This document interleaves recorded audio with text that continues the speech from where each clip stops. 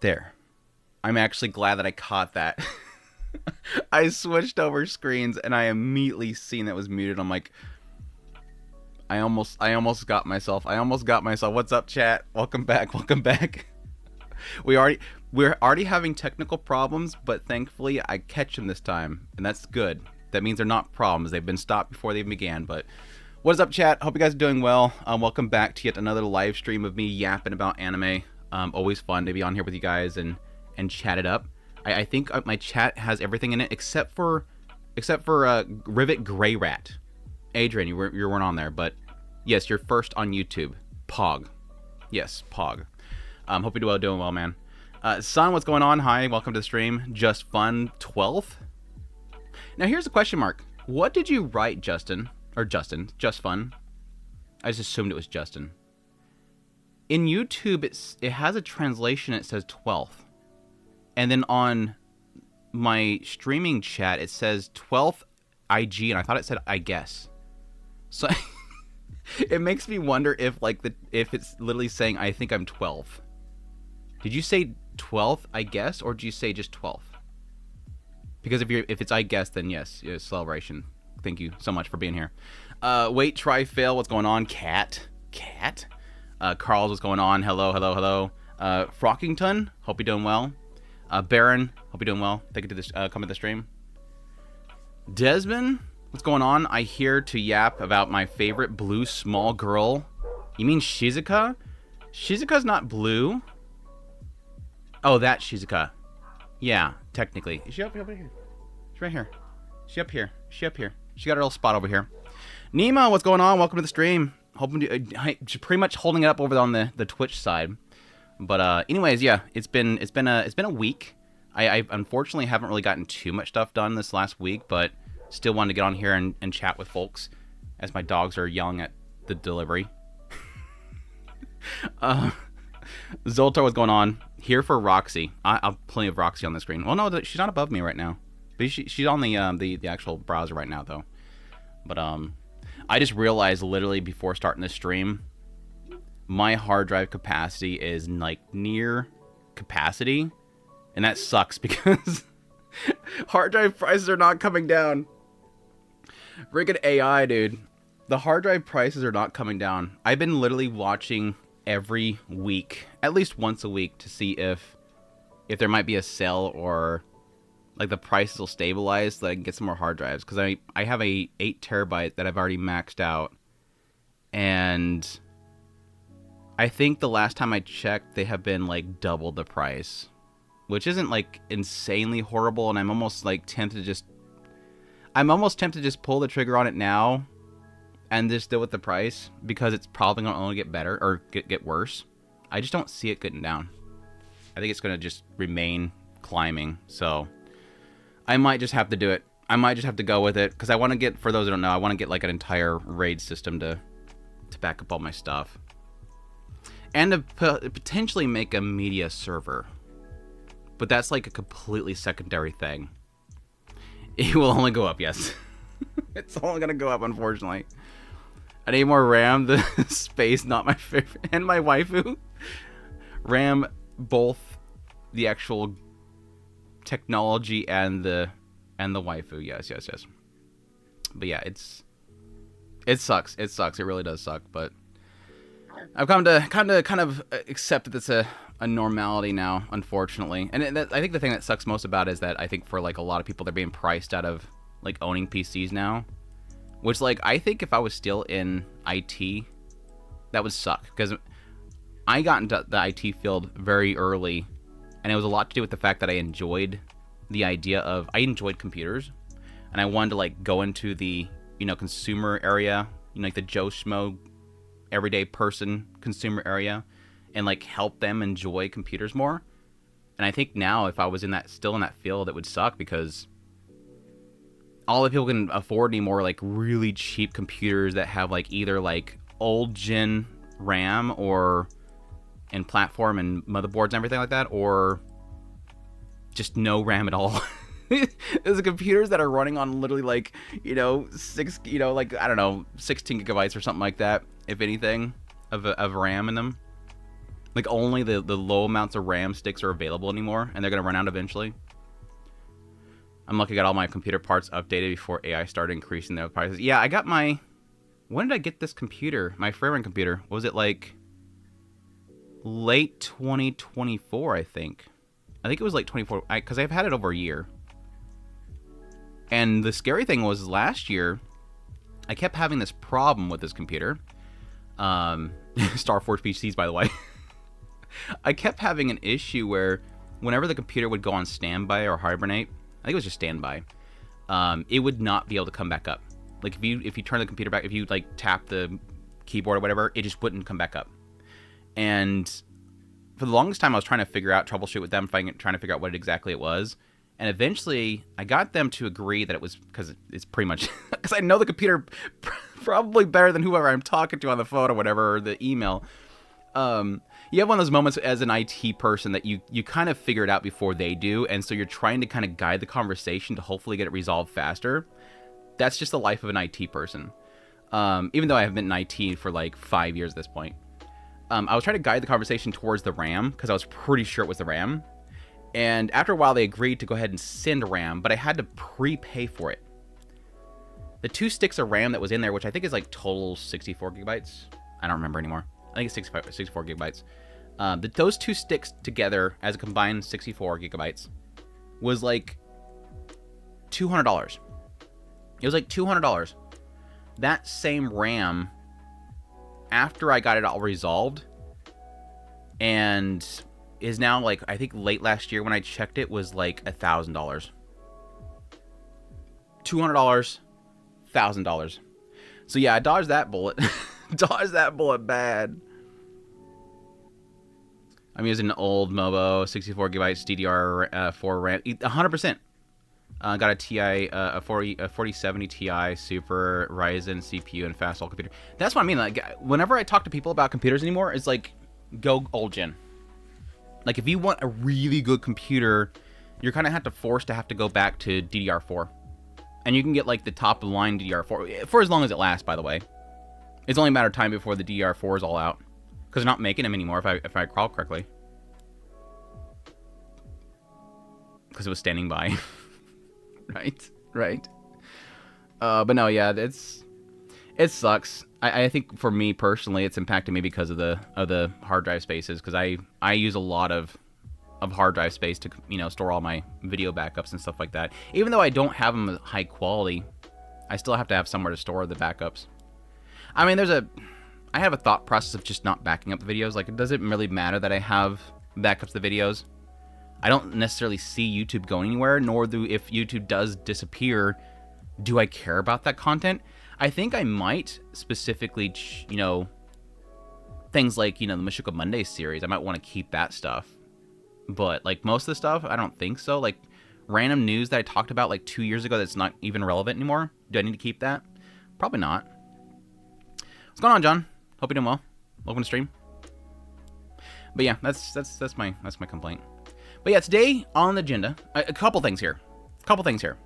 First off, for the regular live stream viewers, and hopefully you guys can remind me to bring this up on a regular basis during this live stream.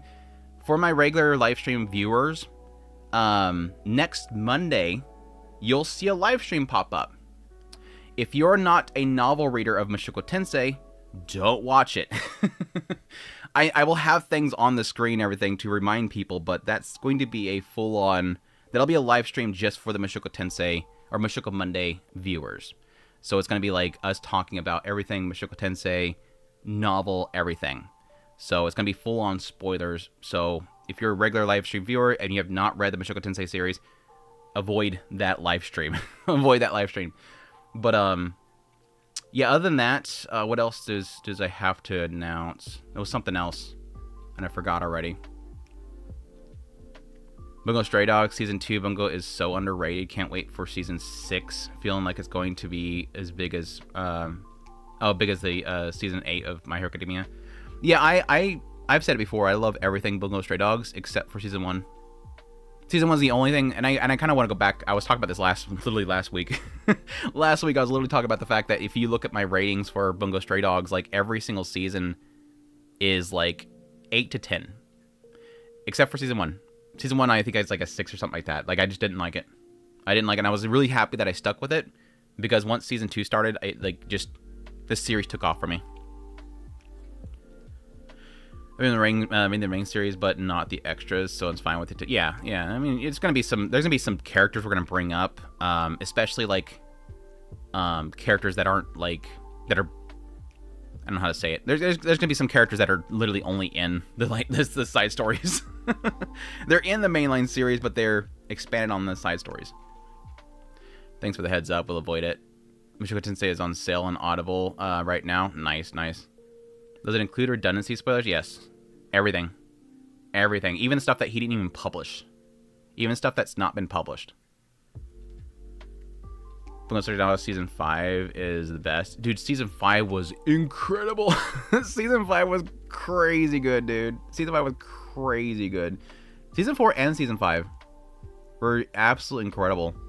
Like I always say, I think Bungo Stray Dogs is one of those ones where as it goes along, it gets better and better and better. Like every season, it feels like it keeps one up in itself. It is fortunate to see no insults for slow burn anime. It is fortunate to see no insults for slow burn anime for the most part. What do you mean? Really, Bungo Stray Dogs 10? Is it for every season? No. No. I like how I have this on my screen. Everybody's pointing out Bungo Stray Dogs. Let me go ahead and show you guys. So here's the first season right here. 5. I was not a big fan of season 1. I watched it. Yeah, it's a lot of Dazai death jokes. Kind of get irritating. But yeah, 5 for season 1. Then season 2 was a 10. Then season 3, I think an 8. Yeah, season 3 is an 8. Season 4, I think, is a 10. Yep, 10. I have these memorized. And then this one's a 10. Yeah, 10. It's so good. Bungo Stray Dogs, so good, dude. I'm gonna rewatch the whole thing here soon. Did you see the new Edda statue? Which one? With her in the signature pose that's coming up that's in the trailer? I didn't like it. I don't think it looks too good. I'm hoping they make another one. I'm hoping somebody else makes it, because I don't even know the studio that's making this statue, and it doesn't look good. Like the face and everything does not look good. Then there was the swimsuit. No, there was the one with her in the hoodie laying down, and there's a Roxy in a swimsuit. They both look horrible. They both. If I didn't know that was Edis and Roxy by some sort of signature thing, I wouldn't even know it was them. Not many harem anime has multiple seasons. A lot of them have them. A lot of harem anime have multiple seasons. Doesn't seem like it's much anymore, though. It feels like harem sort of went to the wayside. Like they realized at some point that just harem strictly stories are not selling. Victoria, Many Faces is weird mix of romance and mystery. Have you seen it? I don't think so. Avoid it at all costs. There's no slow burn anime.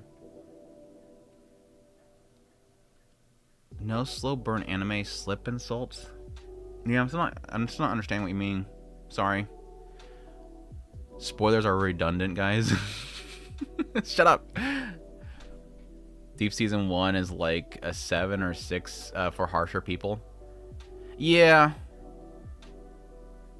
No one calls slow anime burn slop, which is a blessing. Oh, okay. I think I get what you're saying. Yeah. I mean, because it sort of falls in the area of being like critically accepted. Like more slow burn anime that has thought, that not all, but like when they have thought process put into it, and they're more in the more artsy side of the field. So it's not seen as something that's like you regurgitate all the time. Though Andrew is 5 or 10 on the show, yeah. What I'm excited is that it's Annilist.co. I moved to Annilist.co from Mal because I got sick of Mal. Season 1 Bungo, like a 7.5 for me. Gets a lot of hate for being simplistic shonen show. I get a slow start. Yeah. And it wasn't really the shonen aspects of it, really, for me. Like I said, it's just more of the comedy wasn't, like, working. I didn't really care much for the characters either at first. Of course, again, like I've said before, I'm not like a big fan of like Akutagawa and stuff. I don't care much for Atsushi, and I don't care for Akutagawa.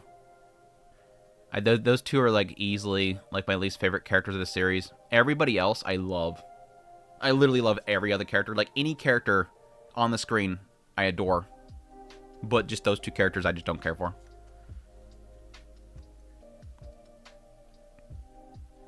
AP Fletcher, how's it going? Kind of girlfriends right now as a harem. Yeah, in multiple seasons. We're on 3rd season right now. New Gundam trailer out. Yeah, is the new one or the Hathaway? I still gotta watch Hathaway, the Hathaway movie. I'm not like in a rush because I haven't heard anything positive about it. It literally feels like it came out and nobody talked about it. To be clear, anime which has up to 5 to 7 seasons. Dude, what has 5 to 7 seasons? But to that point, yeah, what has 5 to 7 seasons? Like, like the only thing that is like gonna be guaranteed to get 5 to 7 seasons is going to be your big time shonens. Everything else, they're lucky to get 5 to 7 seasons.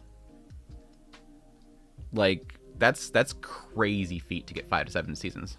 Yeah, rude to girlfriend technically. Hey Draconic, hope you're doing well. So it's going to be season 4, hopefully. Yeah, I think 100 Girlfriends will easily get 4 or 5 seasons. I don't know how close. I meant to go check how long until they're going to get caught up here soon. Slow stop, so slop. What's wrong with Mal? I just don't like the layout. It's not very intuitive.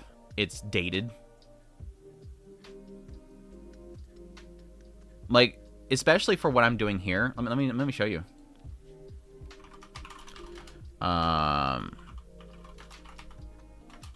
We'll do a side by side comparison right here because we have it up on the screen. And like even for the stream that we're doing right now, if I were to bring up this show, like I have to do this. Okay, let's talk about Bungo Stray Dogs. You guys can read what's on the screen, right? Especially if you're on a small mobile phone, you can all read along with me as we look at the information that's on my screen right now. Like to make it decently viewable for like a stream, you need to be like right here-ish. This is probably a comfortable spot because it's kind of similar to the chat here. And you can't, I have to scroll it for you guys. So let me know when you guys read this first part and I'll scroll to the right so you can get the next part. So despite their difference in position, 3 men, the youngest senior executive of the Port Mafia, Osamu Dazai, the lowest ranking member, like I have to scroll for you guys. I hate this website. I hate this website.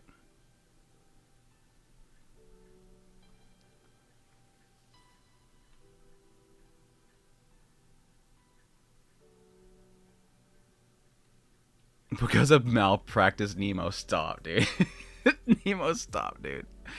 Because Stray Dogs actually makes me want to read the books by Dazai, etc. and all the authors. Yeah. I think I'm still the Wisteria wand and sword. It keeps getting better with huge payouts.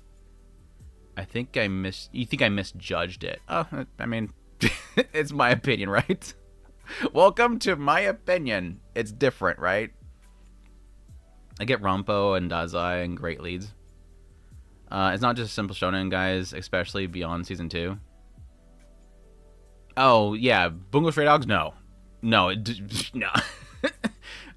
I mean, shonen kind of implies the idea of, like, shonen jump stuff, which is, like, typically your, like, action, you know, tribes, people fighting each other, going against the big bad, you know, like, your usual shonen young boy demographic type focus series that don't really have a lot of, like, crazy deep thought process put into it. It's just typically just people fight each other. Good versus evil in a lot of cases.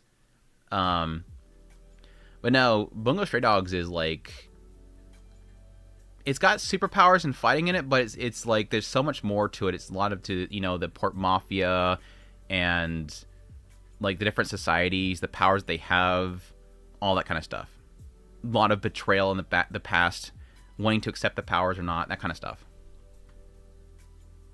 each of these characters, which is like an insanely big cast of characters, has like a story. And that's what I've loved most about it. Is that, like, shoot, just this character's story, holy crap, dude. This character's story, holy crap, dude. There's such good stories.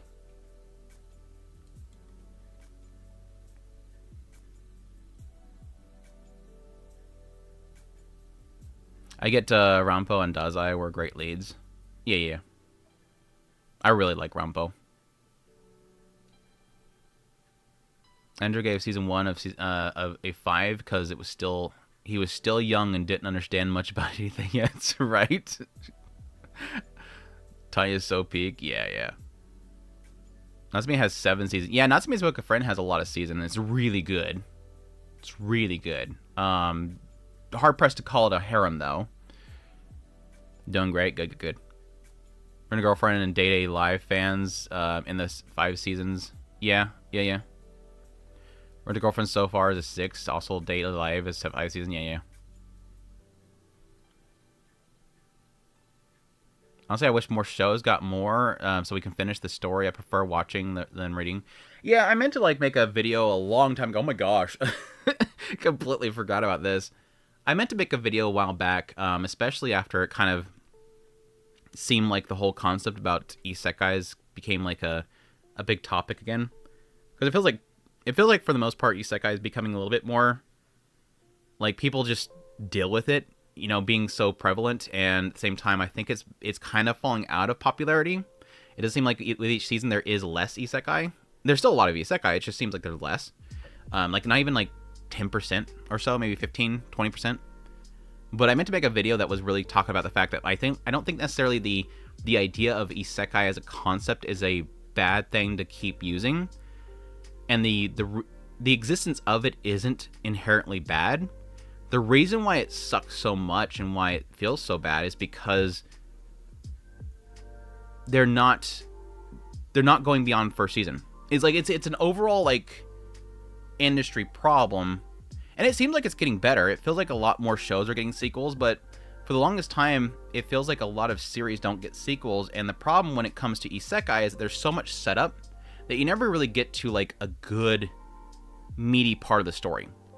You're just introducing the world itself, and then the series ends.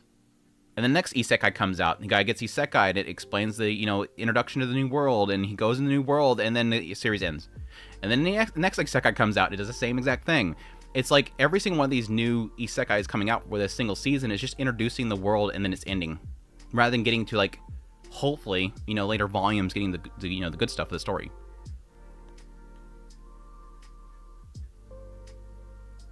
Beyond Dating Live F is going to be another season. Yeah.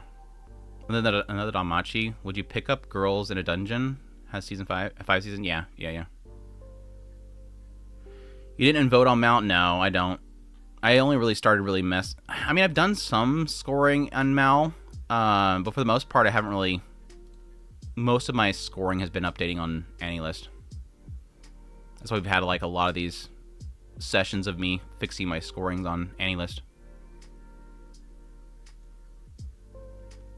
Which shows do I watch besides anime? Not really much. Just things that like people that I know push me to watch. I think the last like live action show that I watched was like Game of Thrones and The Boys, and there was something else. I started watching Mandalorian finally. Not really far into it. Mal does need a good web development team, though I do like Mal ratings. It is easier to find, etc. Yeah, I think the problem with Mal is that it's probably got a lot of like code that it doesn't really update very easily. They're probably afraid of breaking it. I'm not sure if they have like maybe spaghetti in the background. Spaghetti code.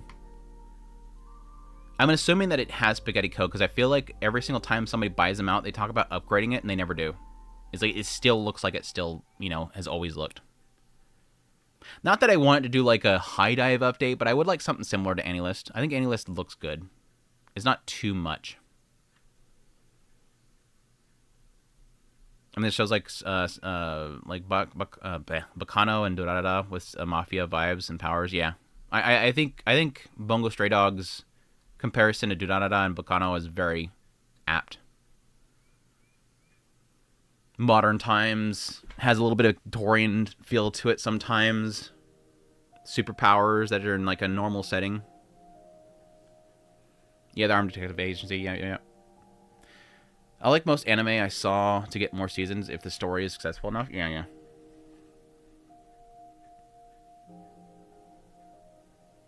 I'd look it up. The one that I mean is the it's from Mega House and has production line in is it Korea? S Mega House.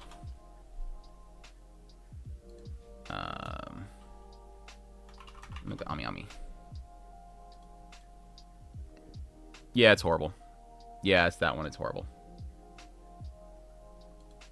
Let me see. Maybe not. The Google showed the picture of the one that I didn't like. Okay, which one's Mega House? It must be the lying down one then. Yeah, it's the lying down one. I don't think this is really bad to show on the stream. Let me get a proper pose picture first. That doesn't show too much. Can I just show it? Can I have a regular shot? It's fine, whatever. Can you stay on that picture, please? Now, I mean, it's cute. It's cute, but it's not Edis. Like, tell me that looks like her. If she legit didn't have that hoodie on, I would not even be able to know that was her. Like I said, it's just like the Roxy one. Not that one. This one's Mega House.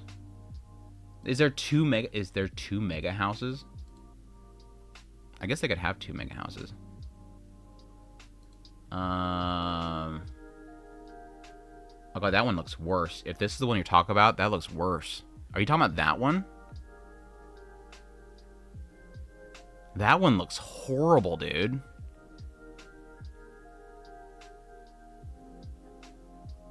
The proportions are horrible. Oh, that looks weird, dude. Just my opinion. It looks off. Is it just me? That looks way. I mean, it looks like a bootleg. It does look like a bootleg. I don't like it. I want something like this with a good sculpt, though. If this was a good sculpt, I would love this pose. She has no spine. Like, I mean, most of the stuff that we see, that like the figure, there's no spine existing. That's nothing new, but that's fine. I was just curious your thoughts. Yeah, I mean, I am extremely picky when it comes to figures, and so there's stuff that I see that most people don't see. Like I always say, a lot of my choices in figures is what do I always say? It's the faces, the bases, and something faces and bases. God damn it, I forgot my 3 points. I think it's the hair. The hairline in a lot of cases is a big sell-off point to me too. Thankfully, she has the hairband, so you don't see the usual line for the hair, because they always put the front hair or the back hair together. So that there right there kind of covers it up. But yeah, just there's something super off about this. Again, I love the outfit and the pose. I just think there's something off. The face is pretty close. I think it's because the face looks too young. Like, the face doesn't look like adult Edis. I think that's what it is. Yeah, that's what it is. It, like, if you cut out right here, if you cut this out, it looks like a young Edis, and they just put it on, like, a Ghislaine body. That's what it is. The face doesn't match. Huh, anyways. That's my opinion of that one. Where's the Roxy one? Is the Roxy one from this one? Where's the Roxy one? Because somebody sent me the Roxy one. I'm like, no. Somebody sent me the Roxy. And you guys know I love Roxy. Yeah.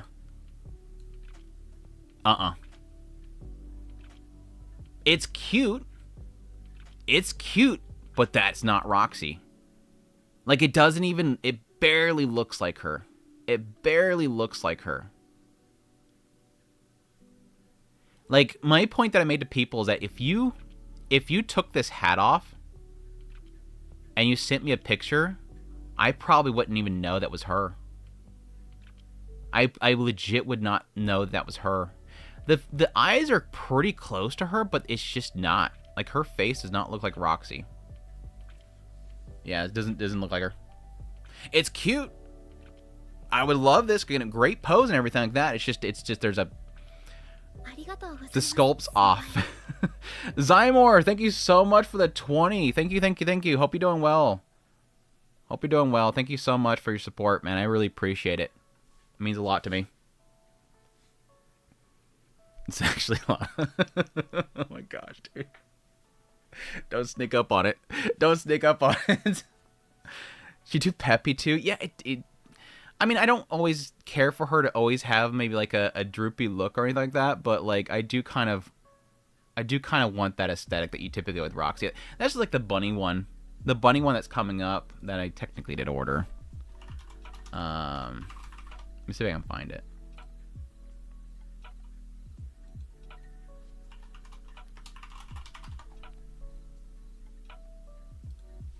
Dang it.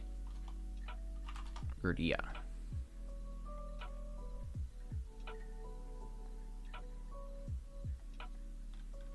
I'm gonna filter by Bishoujo figures. Yes.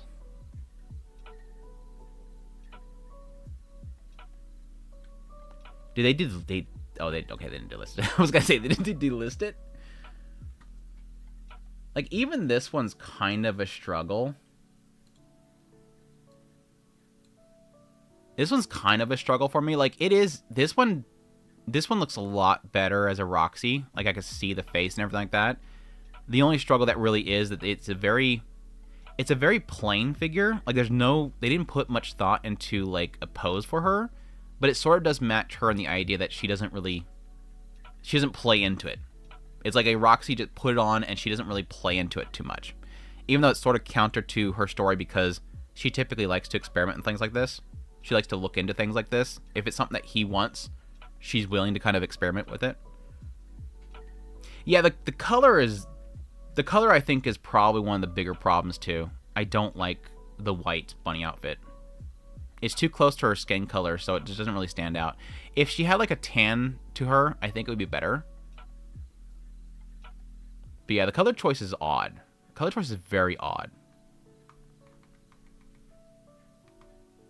It's a really odd choice, and like I said, it's a struggle. It's a struggle to even want to buy it. Some weird... Okay, my tabs really want me to talk about this. My tabs really want me to talk about this. I do love the fact that Wandon stuff is coming back up again, because 100 Girlfriends legit revived the hatred for Wandons. It's so freaking great. I'm loving seeing on my feed that stupid dance routine of him in that room when he was doing the dance off, and he's just flinging his arms around. Everybody's bringing that clip back. Hatred for the CGI dance stuff being so horrible looking, because 100 Girlfriends, if you don't know, 100 Girlfriends, not this week but last week, they had an Idol episode, and they use CGI for the routine itself, but they hand drew over it. So everything's hand drawn, like tens of thousands of frames. And so everybody's like comparing that to Wandon's from Madhouse, the beloved studio Madhouse, with his CGI flailing of arms and stuff like that. It just looks so bad. Anyways. Mine 10 out of 10s are my mostly favorites of a show. That means to most of me. Yeah. I'm very picky about my 10 out of 10s as well. How you doing? How's your family? How you doing, dog? How's your days so far? Doing good, Brian. Hope you're doing well as well. What's your favorite isekai anime? Is that what you're asking? Is this off translation? Probably Mushoku Tensei. But I'm biased because I've read the novel series. It's probably Mushoku Tensei, but that's because I've technically read the novel series. I do love ReZero as well. I have also Magical Shopping Arcade on Abenonabashi in my tins as well. I think that's all my isekais though in my tins. ReZero, Mushoku Tensei, and Magical Shopping Arcade. I think all the other isekais are below tins. Oh, I have Sinus Bookworm in here. Oh no, it's 9. Sinus Bookworm's not quite there. Hey Rainforest, how you doing? Welcome to stream.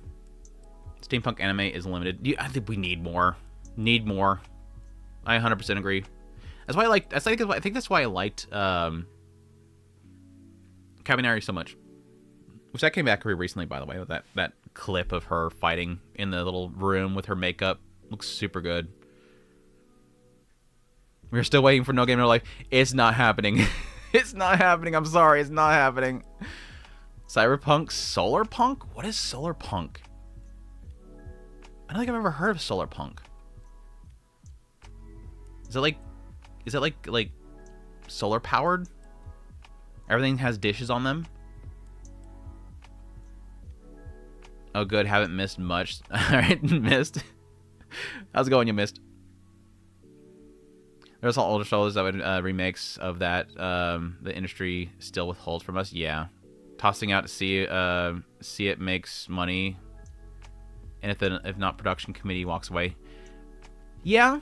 It depends on like what they're invested in, really. Like if there's like a lot of like merchandise and whatnot that can really, value, I can see them do multiple seasons.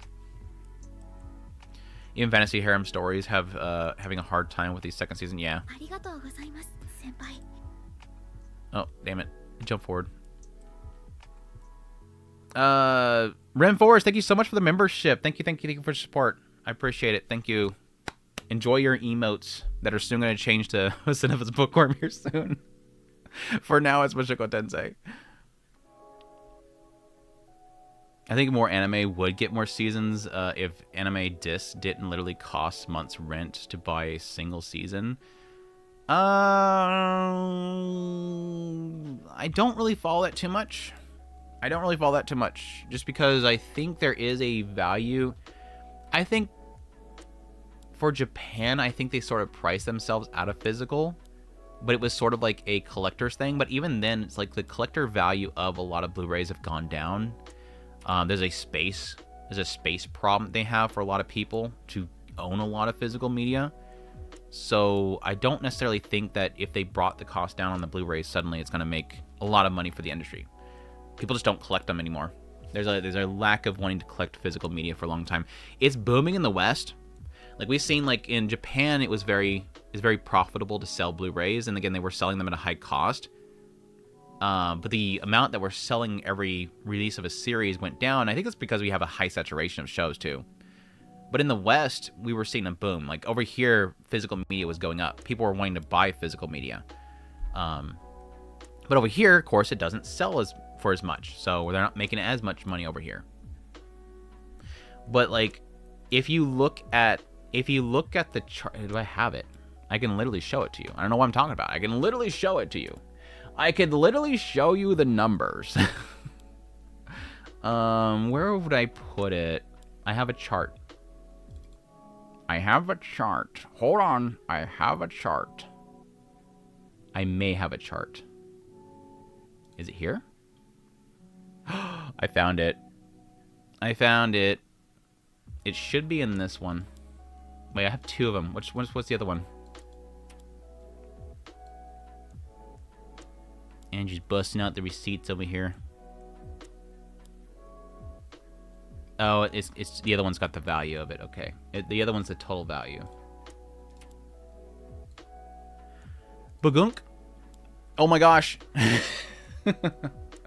When was this? This was, I think, back in 2020? This might have been 2021. This may have been 2021. But this is the AGA, which does a lot of, like like looking into the industry and getting a lot of numbers from companies. And the AGA had reported, which one was it? I forget what the actual labeling here is, so I gotta remember. So you have internet distribution, which is streaming. You have TV, television, you have movies, and then you have video. So video is your value for the Blu-rays. Your DVDs and Blu-rays right here is video. Your total percentage of the overall, and this is studio, overall for the studio is 15%. But for the market is like barely even touching it. If you look at the market total, the total is 2,400. Video only accounted for 46. What is that? If I'm doing my math here right, I think I'm doing my math here right. So if you take times it by 2426, it's not even 2%. DVD Blu-rays is not even 2%. 2% of the market. That's crazy. Crazy low.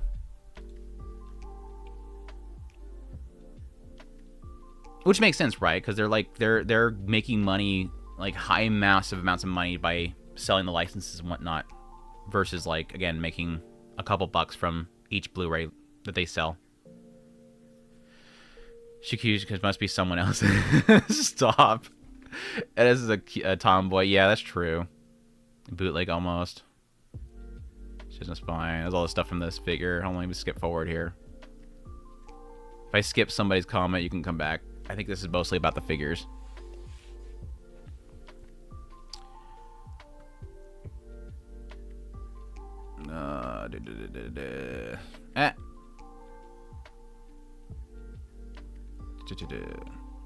Andrew, have you seen the new Roxy Sylphie figures from Toho Anime stores? Sorry, I missed this one. Is the one that we just went over? Almost done with the Final Fantasy XIV relic being done for this expansion. Good lord, the final stuff. I never wanted to touch those things, dude. But the one that I seen early on was like horribly long. I didn't care for it. Solarpunk is well optimistic and yes, solar powered. Interesting. Solar powers, technology and nature being worked together. That's cool. So like a combination, so like floral, like nature mixed with technology. That sounds really cool. So something, I'm trying to think of something like that. I feel like I've watched stuff with it. Maybe like a movie or something like that. Is kind of just, okay, this season. I agree, 100%. I want it to do better. I really do. I think maybe what seems like going to be the academic arc next. As much as I don't like series that go into stories about school that are not set in the school setting, I think I kind of want it right now. Yes, for solar power. No ReZero emotes, sorry. Half my basic storage is taken up by my parents' VHSs and DVDs, and when then my Blu-rays. Nice. Collector, I love it. As you see, I want to argue with you. I argue alongside you. I want to stand beside you because I do have, like, you don't see it, but like it's there. Literally, this right here is, for those that don't know, for those that are new here. This up here is custom built shelving. I can't look at the camera at the same time. These are custom built shelving that I have up here that I built. And I love these kinds of shelves, so I built it myself. It's one of those things where like you can't find somebody that makes really sturdy shelves, so you just make it yourself. But I built these myself, and I have them basically lining every single wall, because I don't really have anything between like the roof or the ceiling and like the top part of most of the doors and whatnot. So I'm like, I'll just fill that with shelving, and so I have that on like every single wall. So every single wall has these, and there's like. These two are books. So these are like all my light novels and mangas.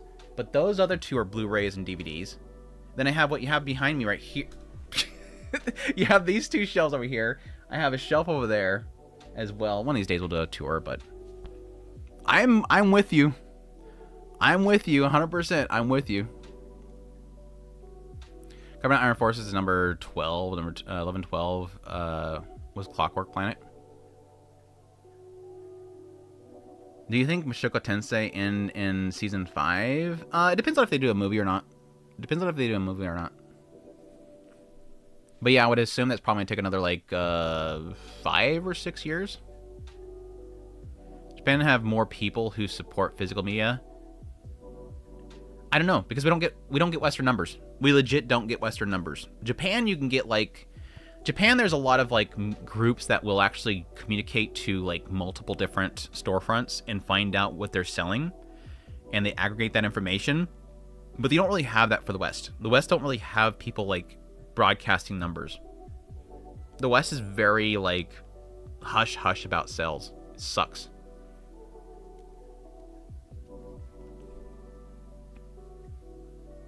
Who's Forrest? Really, dude? Really, dude? Yeah, I stopped buying physical media in 2021 because prices went up for so much for shipping. Yeah. Especially, like, imports. I thought you said I had a chart. A chart? A chart? Okay. Physical media, I probably did, to be honest. Physical media being expensive because of shipping. The price is sad, yeah. Yeah, that's been a rough part about, especially figures. It might have been 2020, ridiculous during the pandemic, yeah. Scene Express 99 being considered a steampunk anime is worrisome. It takes place in space. How could it be steampunk? I think it's the aesthetic, right? I think they would probably classify, like, the trend and whatnot as the aesthetic of it, maybe? I don't know. Now the tariff kill the overseas purchases. Yeah. Because the last figure set that I got was pretty hefty on the price for the actual shipment. What do you think of ReZero Season 4 Core 1? Really love it. Really love it. Galaxy Express 99. I hate the fact that I've seen the trailer, though. I watched the trailer for... I mean, I seen it in the key art. The key art kind of... Back when Core 1 ended, they released a key art, and it pretty much confirmed a lot of my theories, but, like, it does kind of suck to see the, you know, the preview popping up now, and it's like, there's no mystery anymore. Like, I was loving speculating what's happening, and I'm not going to say anything, by the way, for those that don't like to watch the trailers. I know some people will actively avoid that kind of stuff, but, like, I seen the trailer, and, like, well, that kind of confirms what's actually happening, but fine. I pretty much already kind of... If it was anything else at this point, I'd be shocked.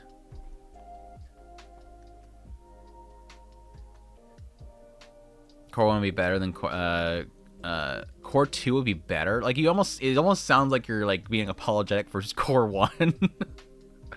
Neither were the ones I saw, but I came in late. My gosh, Rye? I'm gonna say Rye. What's going on, Rye? CKM Rye. I'm excited for anime only to see the second half of Arc 6. Yeah. What's up, Deedlit? What's going on? Numbers right, charts right. Just recently learned of the particular one, and because a game called exactly that, Solarpunk. Oh, almost cried. Chainsmoker Cat this week. The homeless cat girl was sad. Really, I haven't watched it yet. Next Mushoku Tensei turning point should be the next couple. We'll see. I don't think so though. He's going over the death of the physical media, although I'm still a fan. But I mostly watched. I don't think it's the death of media. I'm not claiming it's death of media. That's standard. I'm not saying because of that chart, physical media is dying. That's not what this means. Yes, it does. God, my brain wants to. I love when this happens. My brain is trying to figure out, like, what 5 different directions I want to take this conversation. I was bringing up the chart because someone said that if it was cheaper, the industry would make more money. It's not necessarily true because not many people want to buy it, and it's been that way for years. There's nothing new. It's been that way for a long time. Now, this chart doesn't mean that physical media is dying. It means that everything else is making a lot of money. Main key point here is a lot to do with this number right here. The 1239 was not something that was there before. With the boom of, as much as people don't like hearing this, with the boom of having individuals such as Crunchyroll, mostly Crunchyroll, partly, Netflix, Disney, with them wanting to get involved in anime, this number appeared out of nowhere. So before you had all these other numbers, and this video, 46.6, this wasn't that bad. This was actually, look at this. TV is 83. Movie is 61. And then, by the way, this is billions of Japanese yen. So you have 83 billion Japanese yen, 61 billion Japanese yen, 46 billion Japanese yen. These are good, healthy numbers. 46 is good. That's half of TV. That's half. That's a big chunk. Most of what was fueling the industry was merchandise.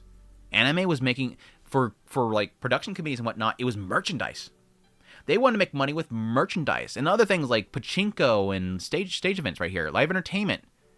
These were making the money.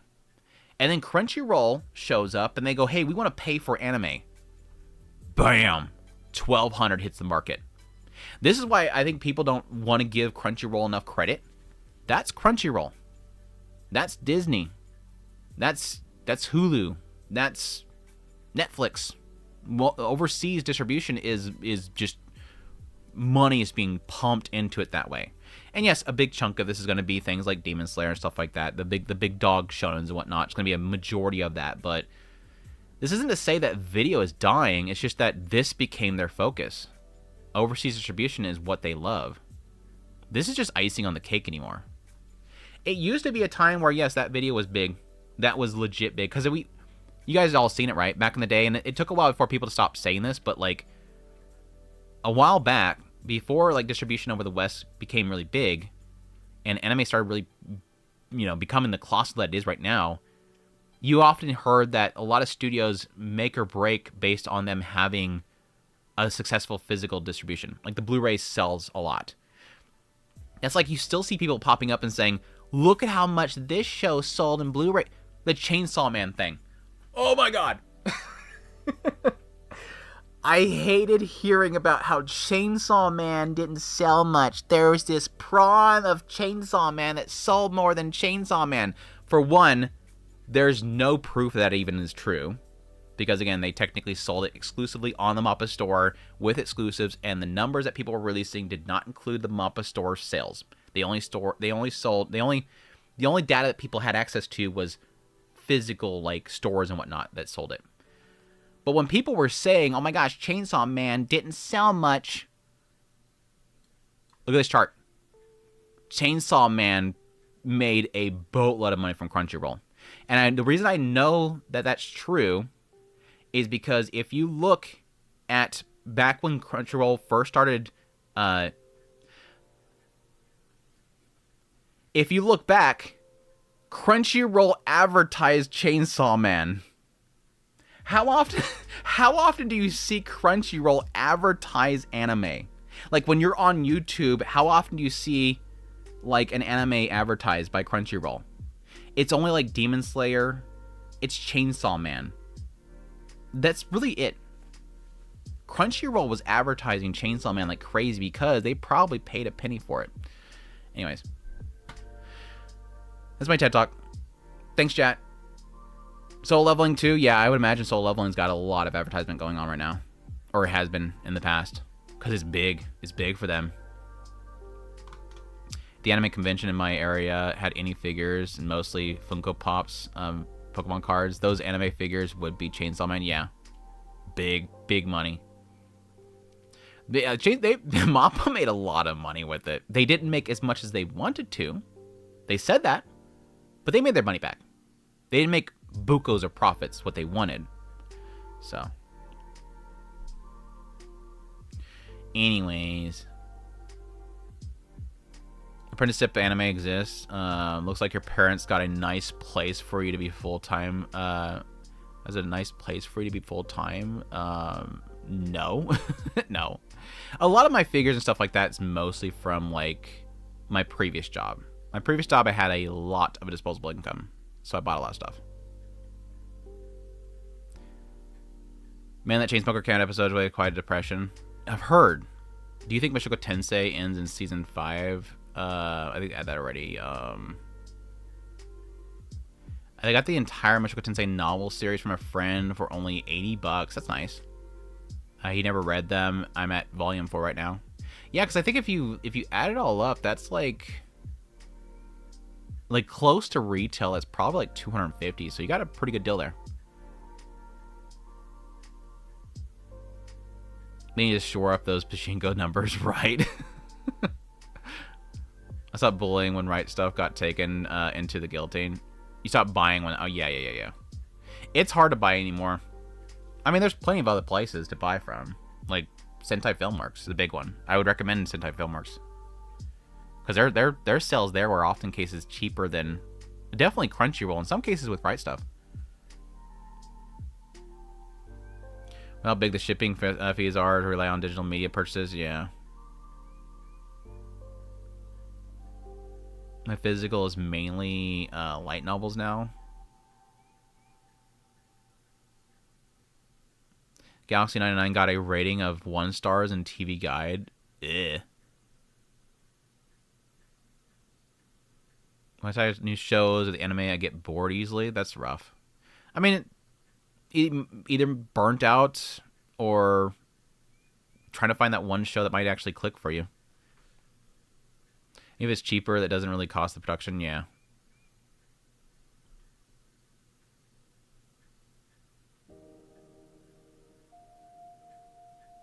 Give Crunchyroll credit, right? As much as I hate them, as much as they make me too happy right now. I ain't too happy with them right now. But numbers are numbers, right?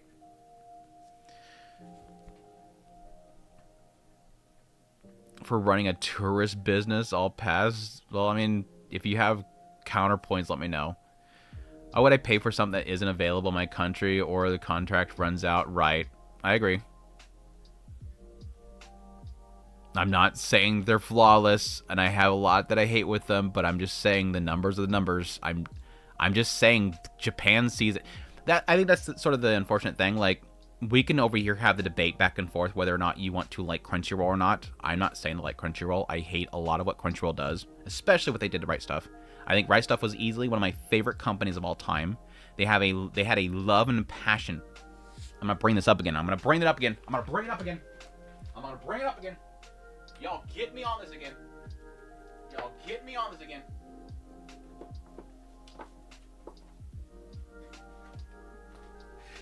me on my Nozomi Entertainment rant again. Nozomi Entertainment, which is Right Stuff. This right here is passion. They didn't have to do this. For those that don't know, Nozomi Entertainment did, and this has only happened for the first season. They did one for the other ones, but they did a PDF. Nozomi Entertainment did a release of Zetsubou Sensei. For those that don't know who Zetsubou Sensei is, it's a Shaft show, pre-Monogatari series. A lot of what you see in Monogatari series was made in this show. Like, the style of Monogatari series was crafted in this show. There's tons of references in the show. This is how much references are in the first season alone. Somebody legit wrote down every reference of the show, what it means, and explained them. These are like the translator notes that you would normally see at the top of a fan translation. They made a whole book, and this just came with it. The Blu-ray was like a normal price of a Blu-ray, and it just came with this. It's crazy.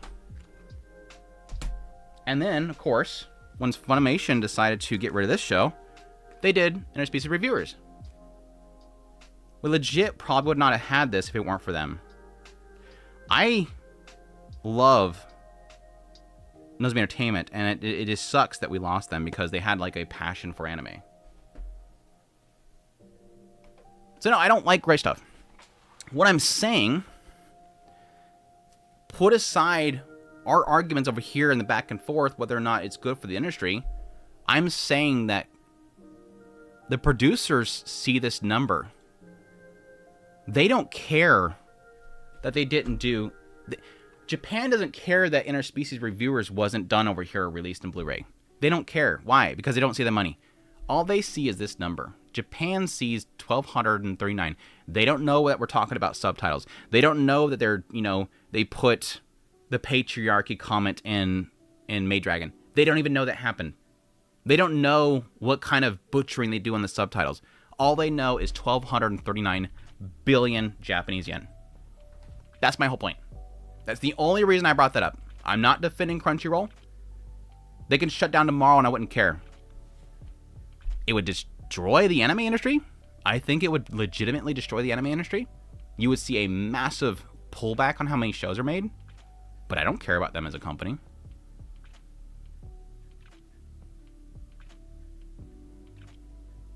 Chainsaw Man movie cleaned up enough to shut down that argument. Yeah. The movie did really well. The movie did really, really well. What's up, Woody? If anime convention in my area, I got that one. Does Bleach merch sell well? I think so. I guess that's a question mark for a lot of like convention goers if they have a lot of it there. For the record, my argument was that anime discs were cheaper, so more people would buy them. They would not be scared to make more than 2 seasons in a given anime. Yeah, I just don't think it's making as much money as you think it is. And again, even if they're cheaper, there's even if they're cheaper, I guess the question mark is: do you mean Western or Japan? In Japan or in the West? Oh, it might have come back. 100% agree. You're advertising soul leveling in television in my country. Yeah, it's good, right? Like it's like Chainsaw Man. Chainsaw Man just looks good. It's appealing visually for people quickly to pick up on. Ooh, I want to watch that. I got my own Korea and Japan in the military. I was an army before I joined the army. The army converted you? The army converted. I mean, I think that technically happened to my brother. I mean, I was watching a lot of it too, which that may have been a pill there to him, but... Do you see Berserk ending anytime soon? Do I see it? I don't think so, because I think he has, like, what the final arc kind of spelled out to him to put into a manga. His friend. I forget exactly what they talked about in that whole release. I usually buy articulated anime figures. Interesting. I'm actually going to be buying more sets of anime myself, and anime I can't find anymore. Like Darker Than Black, for instance. Nice. It's a good time to start getting into physical media, for sure. Grab it up before it's all gone. I mean, I was doing that before. Anything that I really, really liked, I want to have a physical version of it. I should start with a visual novel like Steins Gate and Higurashi. Nice. Only My Needs New Seasons. It only has 1 season, yeah. Look up the... Oh, you're talking about Oni-Eye, not Oni-Mai. Oni-Eye anime opening. Only 12, 13 episodes. After seeing the YouTube channel that made a full anime out of the manga Hitoner with AI, not sure what the future is in terms of numbers. That's the unfortunate thing, and I get it. People are going to consume what they consume, but like some of that stuff just, it doesn't click with me. Matter that it's just one person's views and we are all different, yeah. Did I buy any new figures? No, I haven't really bought anything recently. And it's really a lot to do, unfortunately, with the tariffs and whatnot. But, like, nothing really grabbing my attention right now. I think the last ones that I unboxed were the Roxy that's unfortunately down here, not up there. I need to bring her up here. And I think all my new ones are down here. I can't even show them. They're all down here. Mihari. A Mihari figure. Chapter's great, yeah. What's the name of it? Sayonara Zetsuba Sensei. Zetsubo Sensei, sorry. Zetsubo, like despair. He says, I'm a despair. Not Zetsubo. Sayonara Zetsuba Sensei. It's super good. The later seasons are not that great. They get a little bit repetitive, but like overall, I really like it. The opening was what sold me right off the bat. Right stuff. 07's in the chat. I've been buying a bunch off of Media OCD and Sentai. I'm trying to get have no regrets and about not buying a show ever again. There's too many anime to disappear in the void. Yeah, 100%. It's the good old days we had VRV and VRV, dude. VRV. Oh, VRV. Yeah, that's going back there. That's going back there. I forgot it was Thursday. Like the last Link Right Stuff did before being bought out, it was is they went back to an old anime and create a high quality English dub for Victorian romance Emma, using voice actors from the UK. Yeah, Victoria was actually good. I mean, I'm gonna show that I'm supporting this stuff. And granted, this was given to me. Where's it at? I had it mostly down here. Emma. Okay, if it's not where I think it is, I'm gonna give up. I legit thought it was like right here.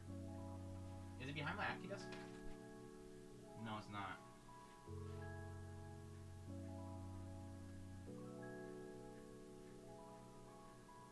Never mind, I could be legit blind.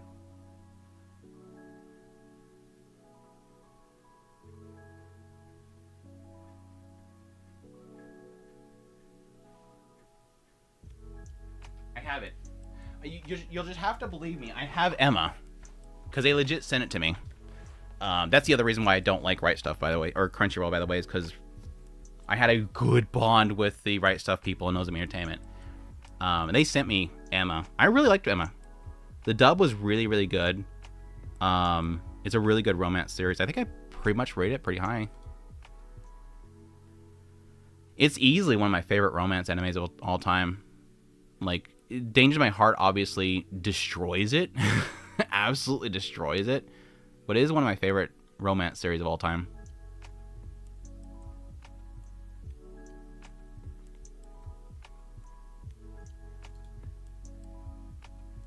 Quality instead of quantity, yeah. Have you seen the new Spider-Man movie yet? No. In Mushoku Tensei, I like characters like Rajur, Norn, Edis. But then there are some characters I honestly don't care for much, like Luke, Persona Linea, and even... Booba, get out of here. Booba, get out of here. Bubba, get out of here. You don't like Julie White? Get out of here. Get out. How can you not like Juliet? How you not like Juliet? What did she do to you? She just existed? Haven't had their moment to win me over yet. Yeah, that's the unfortunate thing. There's not much, like... There's a lot of skip content around Julie.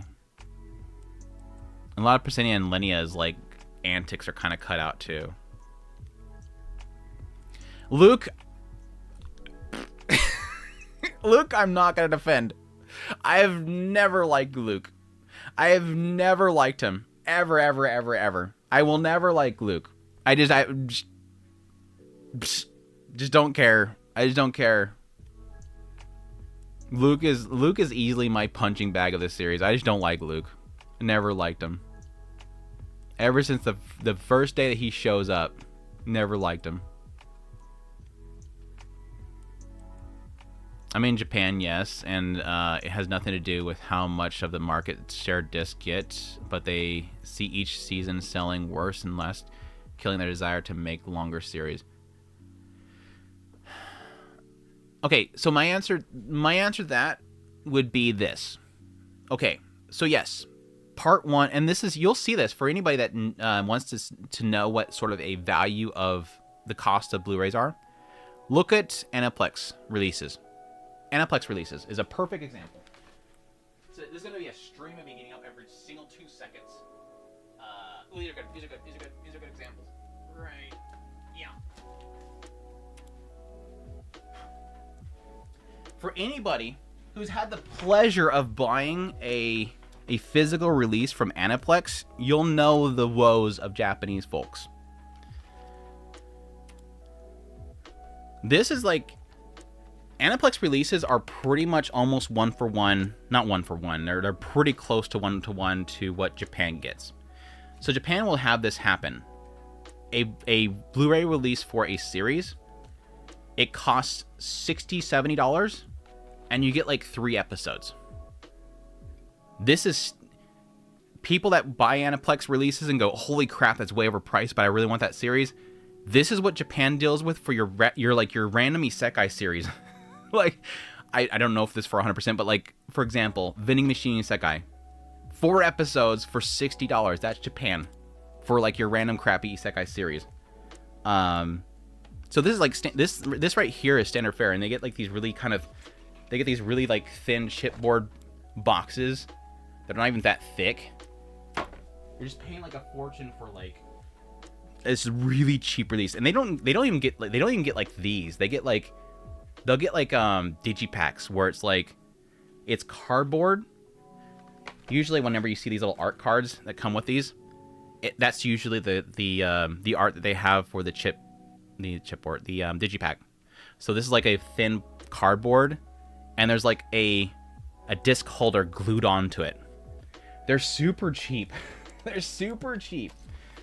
Okay, so getting back to my original point. I understand that like 3 episodes for like $60 is horrible in Japan, and that's probably why you only get like 4,000 sales of each Blu-ray. But consider this. If they reduced it down to, let's say, $20, which I'm all for, I would love a better access to a lot of this stuff. If they brought these down to like $20 in Japan, in order to see the increases that you're talking about, they would have to sell at least, 4 times as much they sold before. So say they sold normally 5,000 copies. It's more like 2,000, 5,000 copies is like normal. Say they sell 2,000 copies of Vending Machine Isekai's first part, because they dropped it down to $20, they would have to sell, 4 times as much. And even then, it's not that much money. Even then, it's not even... Even then, again, going back to here, even then, it doesn't matter much. The value itself does not matter much to them. The increase won't even dent what they're seeing here. But in their mind, they think not many people have space for this stuff, so we have to... Their mind is that there's so few people buying physical media anymore for collectability's sake because they don't have room for it, that we have to ream the hell out of those people. Their mind is always try to ream out as much money out of the most passionate fans that have space for this stuff. That's always been, unfortunately, their mindset. That's just my take on it, though.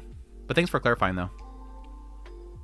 I got the Holy Grail for Ikitosen figure. Very cheap guy. Didn't realize he was selling it for 8% off. Nice. Anime season would be awesome. Berserk, I'm up to date on it. Last chapter. I don't see these series in the few chapters, but massive delay. Yeah, because they were talking about like an entire story arc. I should have gotten the redo of Healer Blu-rays. Yeah. Only buy what I won't regret. Like, I have 3 anime medias. Summer Wars, Silent Voice, DN Angel, and any more. Nice. Yeah, Victorian Romance Emma is such a great anime. Yeah. The Blind Girl anime is so sweet. The last episode from her point of view is really good. Too bad it made the male lead so annoying and one-dimensional. So they're not doing better with him. I didn't like him from the very beginning, and it's not surprising they're not doing better with him. So many anime start out bold and edgy and grow the audience only to get more super conservative and boring in 1-2 seasons. That's sort of an argument that I have for a lot of series, is that it feels like, I mean, again, we talked about earlier, there's cases where this is the opposite. Again, it sends a bookworm, I think it's good as it goes along. I think this season's weak, obviously, but it had progressively gotten better before this season. Bungo Stray Dogs gets better as it goes along. There's a lot of series that I love that get better as it goes along. But there's a lot of cases where I'm like, okay, maybe 1 season was enough. Like, you're starting to watch the second season, you're like, maybe 1 season was enough. Off the top of my head, Ahead and Son. I love Ahead and Son season 1. It's super good. Later series, not so much. The second season was like, Okay, maybe all the good material was in the first season.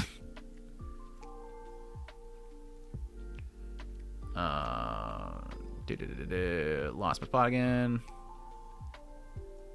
Easily one of the best romance series animes ever made. Yeah. So yeah, it's just a risk buying anime. Yeah. Sonya Evil Tanya is my favorite character. Do you have any figures of her? No. It'd be good one to get one. It would be good to get one.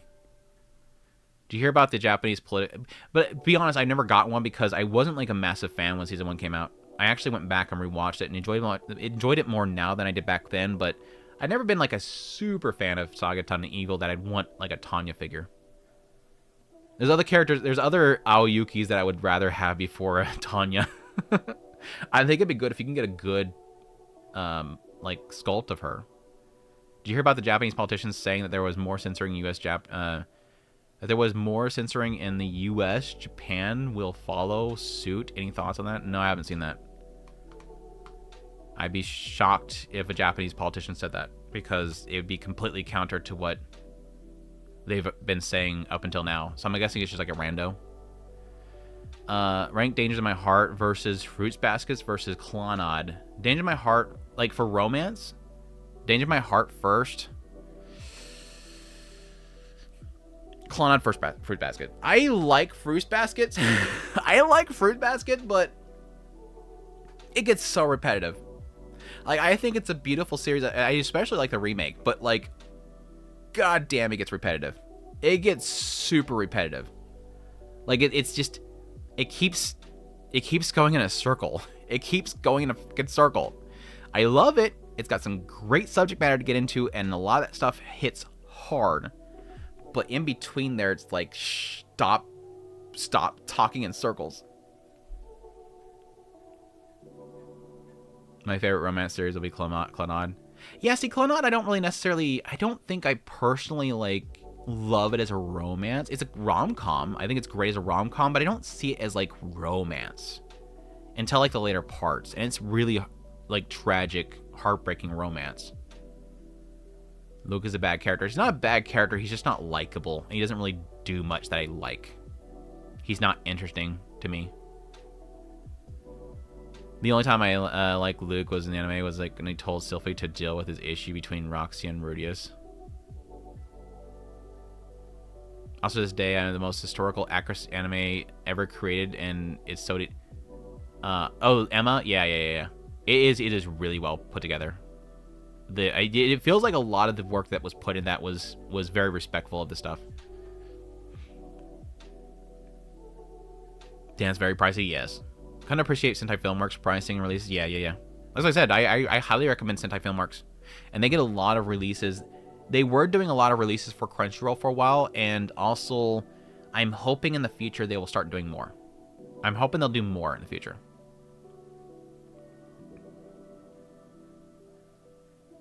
Never understood why they want to kill Blu-rays. It's so cheap to produce. From what I understand, and I haven't like 100% looked into it, is because they want to convert their manufacturing over something else, which they could easily just produce a new production line to do that. But I think there is legitimately a value to not wanting to physical anymore, just for the sake of locking down the stores. None of it makes any sense. There's got to be something behind the scenes. None of it makes any sense. I think the thing that I hate so much about when it comes to, because I don't think, let me be clear, I don't know if I talked about this before. I don't think this whole thing with Sony killing PlayStation physical media, that has nothing to do with this.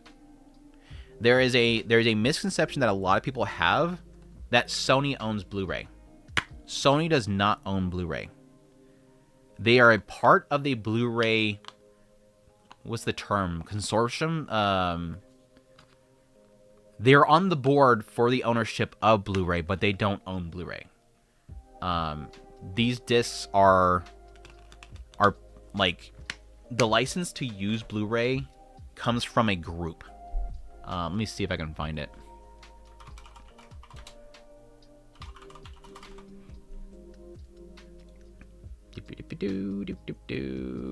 This is unfortunately a very big false information that people bring up all the time, that Sony owns them. They don't. So whenever you hear this, if you hear somebody talking about Blu-rays and the death of physical media and they say that Sony owns it, they don't. Immediately stop listening to them, because they're already telling you a lie. I think it's a good measurement to know whether you want to listen to somebody's opinion on something if they tell you a lie immediately. If they say that Sony owns Blu-rays and they're killing it, immediately know that whatever they say after this is probably going to be a lie too. This is who owns Blu-rays. Sony, Xperi, DTS, Hitachi, Intel, LG, Lionsgate, Mitsubishi. All these companies are on a single board for... This is back in 2016. Sorry. Here are the recent updates. So there's like an entire board to the ownership of Blu-rays. It's not just Sony's choice whenever it comes to this stuff. So when it comes to PlayStation, though, yes, there Sony has control because they own PlayStation brand. And so whenever you want a game made physically, you have to send it to PlayStation, and then PlayStation mints the discs. I think they exclusively mint the discs. I'm not 100% sure on that, but like similar to Nintendo and stuff like that, Nintendo, they make the cartridges. So you have to go to Nintendo with the game, they make the cartridges. I think the same is for PlayStation. So yes, Sony has the ability to kill PlayStation Blu-rays, but they don't have the ability to kill Blu-ray movies. So what's going on with PlayStation right now does not affect anime. What would take would essentially be this entire board, the entire Blu-ray disc association, to want to kill Blu-rays. Right now, there's a lot of companies that produce Blu-ray discs, not just PlayStation. PlayStation has recently like closed off a lot of their stores, and they stopped making like retail discs. But like Blu-rays used for movies and stuff like that is still being manufactured, and they can still be made. So the only thing that you can see is that the only thing that I can see Crunchyroll specifically with Sony doing for anime is that whenever they buy up licenses, they get the physical licenses as well, and they don't release the Blu-rays. And that will force people to have to go to crunchyroll.com, sign up, and watch it there. The hope is, though, eventually the license for the physical will go up, and then you can have Sentai Filmworks and whatnot come in and make the Blu-ray releases of it. It's just unfortunately that means that we're probably going to have less stuff gets actually printed. Probably just your like very popular series get physical releases. So anyways, that's my that's my Blu-ray Tech Talk. Blu-ray Tech Talk.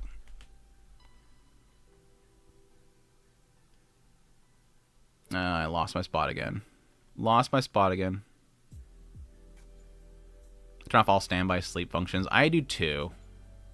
I think I still have the standby on that I need to get rid of though. Blu-ray needs to maintain special features. Yeah. I remember when Blu-rays and DVDs had special features. I just don't see that stuff anymore. The important thing is for people to buy as much as of season 2 as people bought season 1. True. There is a fall off. Companies never exploit otaku for money. Right? Never happens, right? Never happens. In some cases, it's like they lack animation upgrades, doesn't justify the high prices, unless it adds a lot of illustrations and packages. I think that's 100% true. I love, even if they might be like just a simple, like paper one like this one has. I think even when they have like just a booklet like this, I like it. Hold on. Let me find something I can show on screen. Okay, yeah, I can show that. There was some Senjikaha ones earlier that was a little bit spicy, but like, I like these. Like, just they're like little brief like information booklets. Maybe it has like an interview with the seiyus. Has some character designs, some little background shots or something like that. I like it. There's something else to add a value to it. So even if I did kind of criticize this one, at least it did come with something.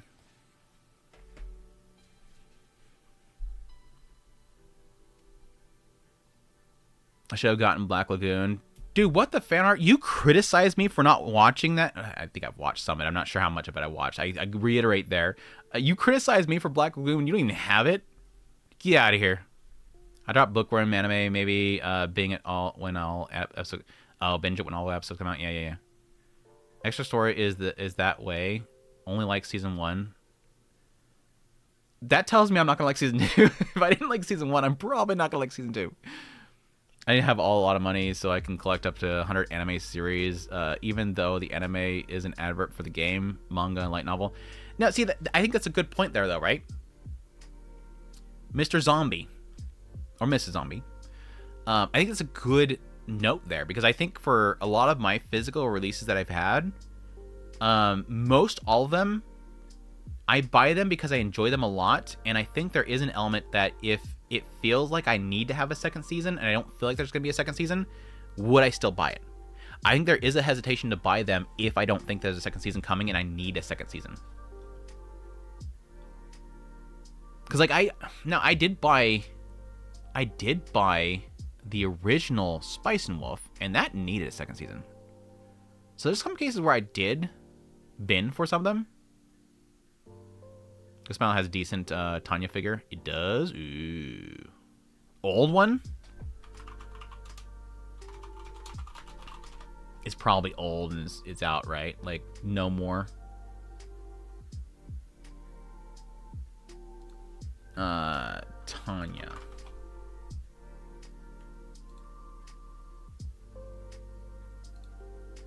There's a Figma.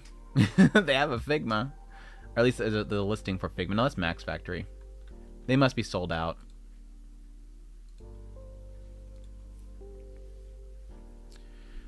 Hello, Orsted's best girl. See ya. It's Nicholas. How's it going?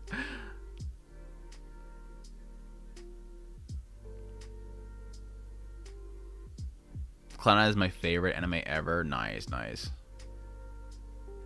Tower of God season 1 amazing, season 2 was crap. Shield Hero season 1 amazing, the rest was boring. Goblin Slayer 1 was amazing, 2 was meh.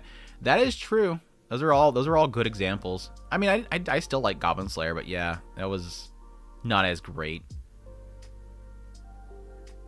Now we're to go from first. Oh, the romance one. right, sure. I like Fruits Basket's movie so much more for some reason.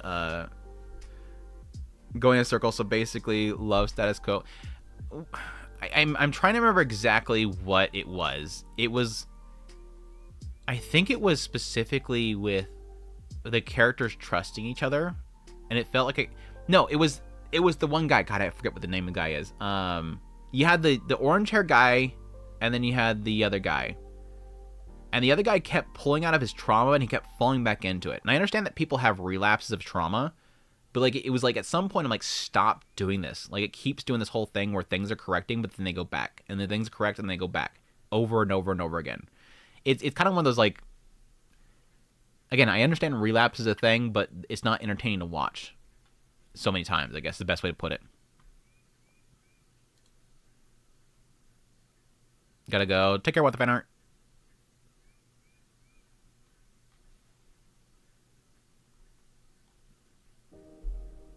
Yes, Sony doubled down on the physical media movies and even cut a deal with Disney to manufacture, market, and distribute the Blu-rays, discs, DVDs, and 4Ks in the US, Canada. Yeah. They want to force recurring monthly revenue. Yeah. Get you signed up and forget about it, right?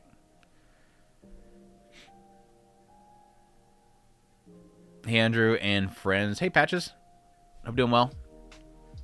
A perfect world would be where you own your digital file and instead you own licenses. I'm tired of licenses thing. I'm tired of. I'm so tired of licenses thing. Why do you keep talking to Ted? I thought you were. No, it is my TED Talk. You're not Ted. I am the Ted. I think that's how it works, right? Or is it just a talk at TED? It's probably a talk at TED. I don't know. I just buy Taiwanese and Malaysian copies. If Crunchyroll doesn't release them, those two countries tend to include English subs. Nice. Now you know how much romance drama you would rate top 3, not only the ones I named. Romance dramas? Not many. I personally don't really find... I'm pretty clear when it comes to... I don't find a lot of romance in Japan to be relatable, so it's hard to really kind of like them. But I don't really have many, like, high-rated, pure romance series. Like, there's series like A Silent Voice and Showa Roku that have romance in them, but they're not romance-focused. Kaguya Sama Love is War is very rom-com. Makane is very rom-com. Shoot. There's some romance in Spice and Wolf, but it's not very strong. There's romance in Toilet Bound Hanako-kun, but it's not very strong. Pure romance series, though. I don't think I really have that many high ones.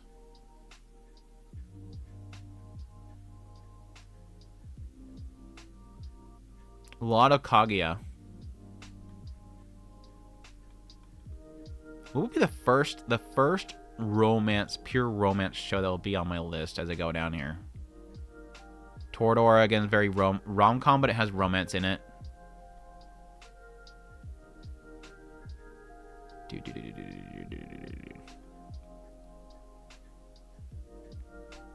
Damn, it's going to... Okay, Fruits Basket. We finally see Fruits Basket. But note, Fruits Basket Season 1. Fruits Basket Season 1, before it starts to get repetitive. Fruits Basket Season 1.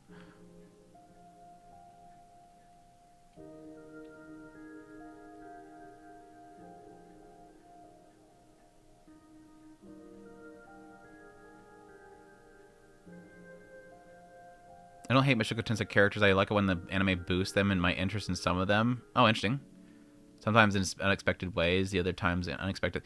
See, I haven't had actually a case where... I haven't had a case yet where the anime did better for a character.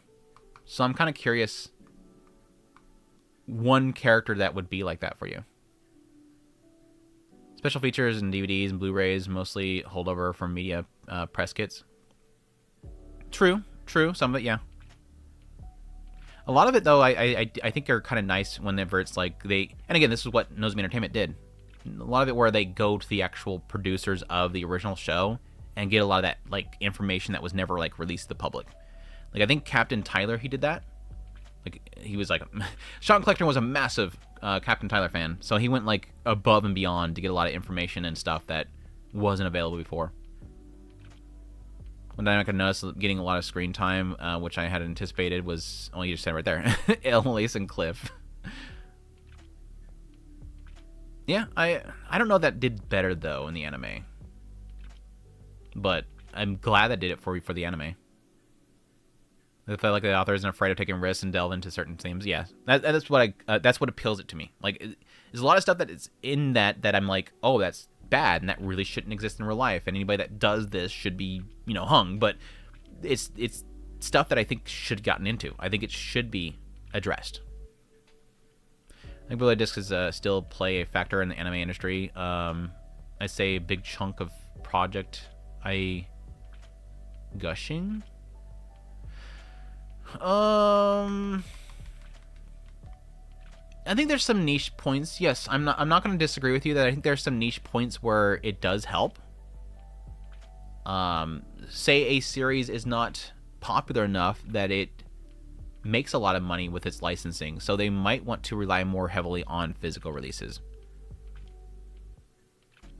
But I think there is sort of also a manipulation that happens where they want people to believe that if they buy Blu-rays that they'll make more, and I think that's sort of that's a market manipulation. A lot of these companies will, unfortunately, give the impression that buying Blu-rays will get you a second season for the sake of selling more Blu-rays. But in actuality, they have no overall control of that. Because you'll have some people in the production committee are actually... Some groups within the production committee are contractually getting more of a cut of the Blu-rays, and they could potentially say that more sales will mean more likely of getting another season, when in actuality they themselves do not have enough control to produce a second season. And they will still need the funding and the support of the rest of members of the production committee in order to produce it. Now, there could be an element where, like, if they sell 100,000 copies of Gushing Over Magic Girl Part 1, hey, they might be wanting to, produce it themselves. So it's not a lie, but I think there is a market manipulation that comes from that by promising through sales. Buy more merch? No, duh.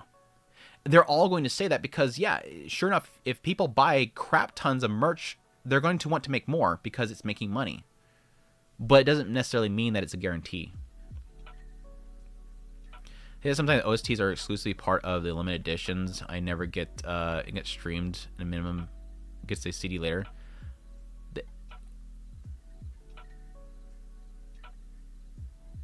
Chat, we back. Chat, we back. Was that just... No, that wasn't just YouTube. That was me. There it goes. We back, chat? I think we're back. Okay. Sorry about that. Randomly lost 400 frames. I don't know why. Like 4 seconds of nothing. Random 4 seconds of nothing. But what was I saying? So yeah, I think there is an element where sales will help, but not always.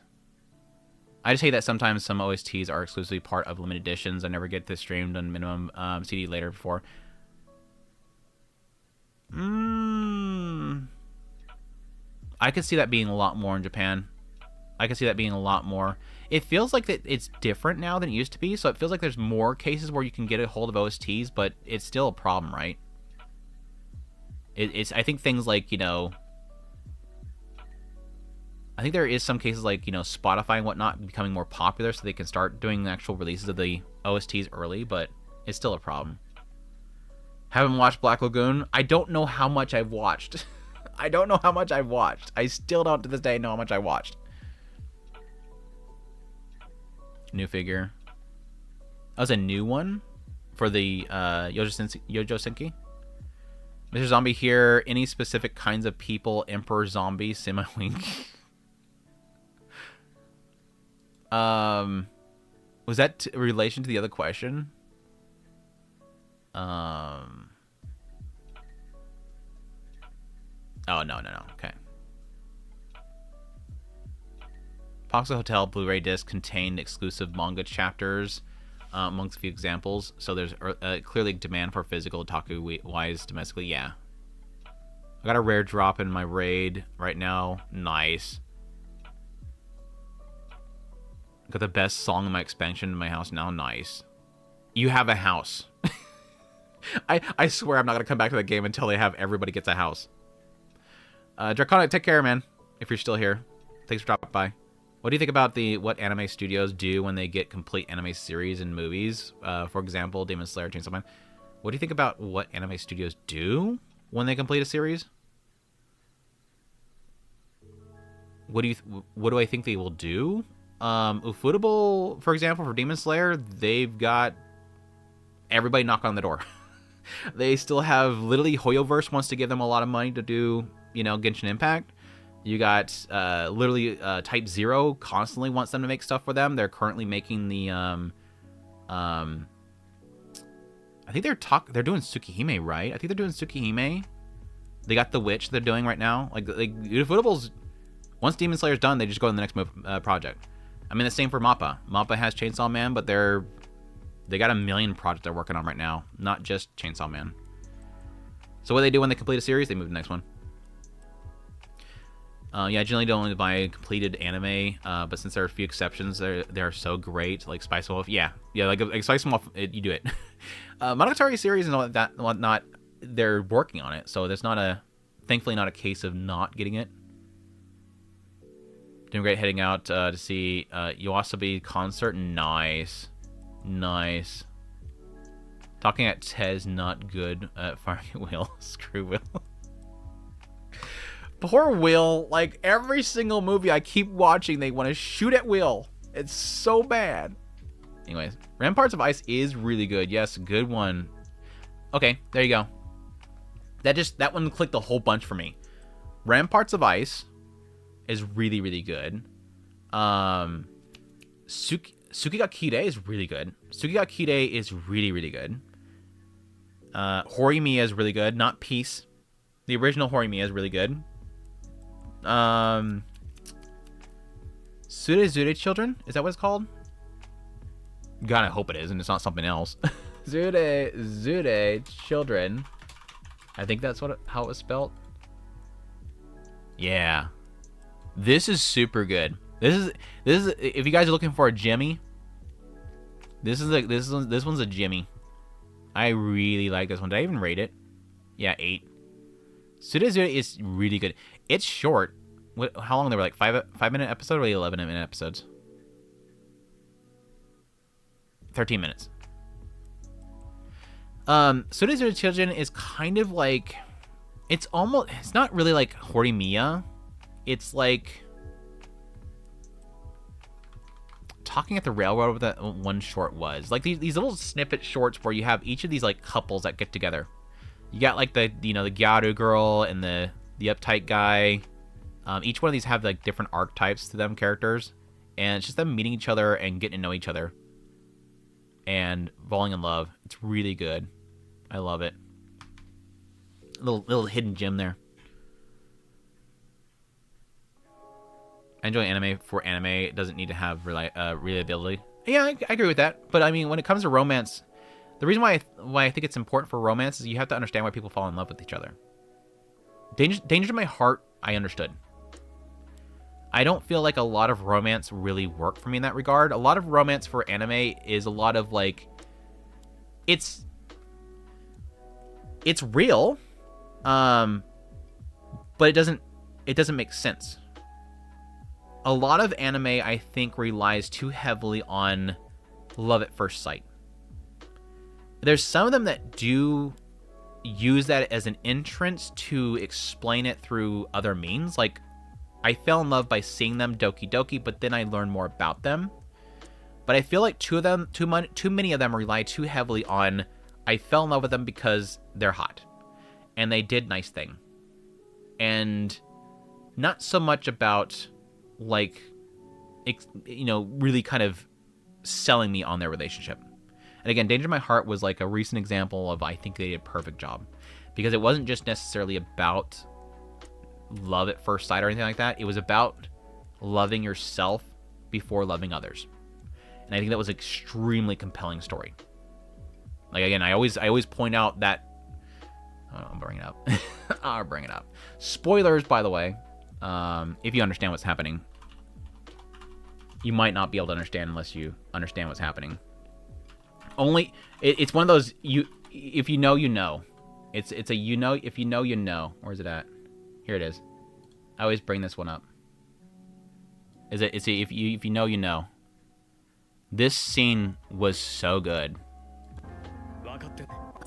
Where's that? I think it's right here. I'm gonna get YouTube mad at me in a minute. No? If you know, you know. This is literally one of the best moments of this series. It's so damn good. The one that likes you the most is me. It's such a good scene. It is such a good scene. And again, this is literally like why I think this is probably one of the best romance series.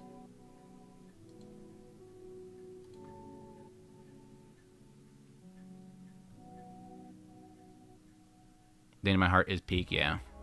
Got completely snuffed by the Anime Awards. A big shocker, right? Because it's on High Dive. Like anime to escape reality, yeah.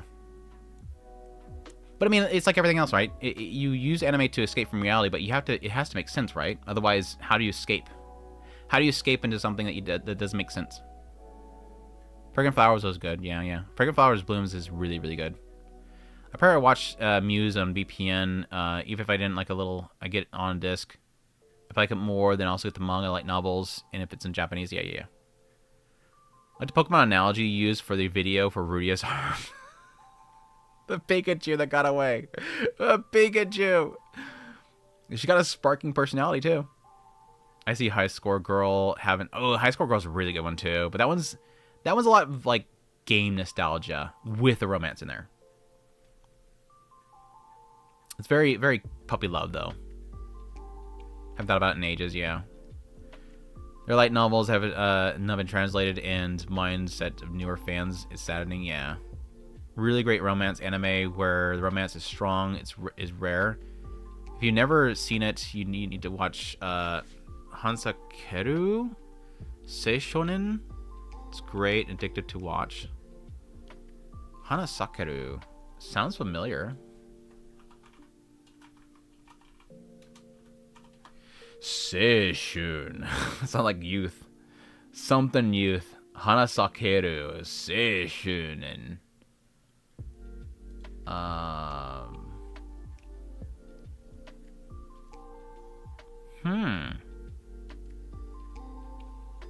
No, I don't recognize it.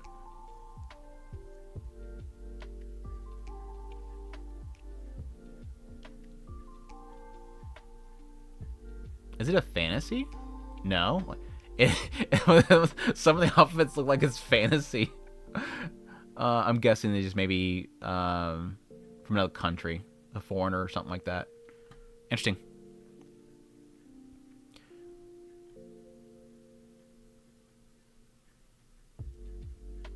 Once you start, you'll watch it. You'll know. Once you watch it all the way through, though. Oh, once you start, you'll watch it. Right? Oh, gotcha. What do you think about the anime studios do? They complete a series. We talked about that one already. You keep threatening to do a stream where you go over how bad the Mushoku Tensei manga is. When is that going to happen?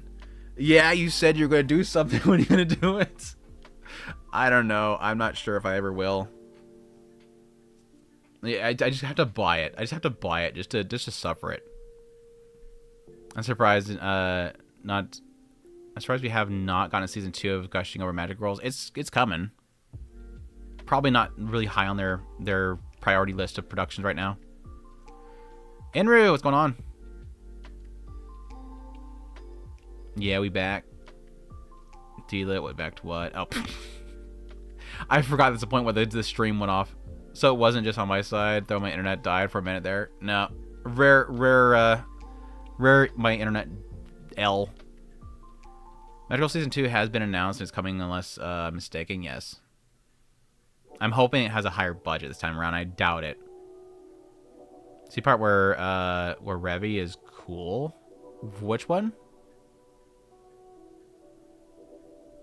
I wonder when the hell Overlord came back. I almost forgot 70% of the plot, maybe. I did. That's one. Like, whenever I finally watch Overlord again, I'm gonna have to rewatch the entire series because it feels like it's been like 6 years since I've watched anything of it. I have 2 houses. Nice. Just fun. Take care. Yoshi P said he's doing a 2 major overhauls of Evercold since we played WoW and saw. Since he played WoW and saw their housing being better than. What kind of overhaul though? I don't know WoW housing though. I know they had. I think I played a little bit when they had the what was it, the thing where you can have like an area, like you had your own like little like base, but it wasn't like customizable. Like it was like, if I remember correctly, you just like go in there and you say mine the field over here and do this over here and it upgrades over time. I don't know that I necessarily want that, but they did technically have that in Final Fantasy already. So, and it wasn't like customizable, just like that, but it wasn't a house.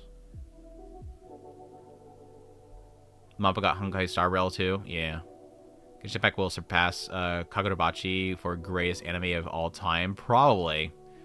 Tsugaki is great story-wise, but you could tell the animation was on budget. Yeah, they struggled. I mean, they did good. I think they did good for what they had, but yeah, you could see like CGI crowds and stuff like that.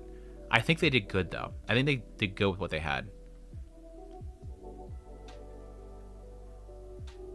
Yeah, the background crowd. So yeah, that was the biggest tell. You called the same thing I did. For some reason, when you see both Sude and Sude, for some reason you see it as both that Sude. Yeah, I said Sude, didn't I? Sude Dure. I think it's technically Zude, isn't it? I think it's technically Zude. No, it is Dure. I don't know. Can Google tell me? Let me see if Google can tell me. Sometimes Google can tell me. I for some reason thought like early translation was Zude. Yeah, it's Sude Zude. See, I wasn't wrong. If I remember correctly, it used to be titled Zude. Zude. I'm gonna redeem myself here.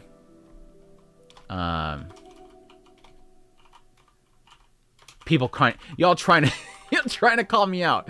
I know it was called Zude at some point. I'm legit confident it used to be called Zude. Holy crap, Wikipedia's begging again.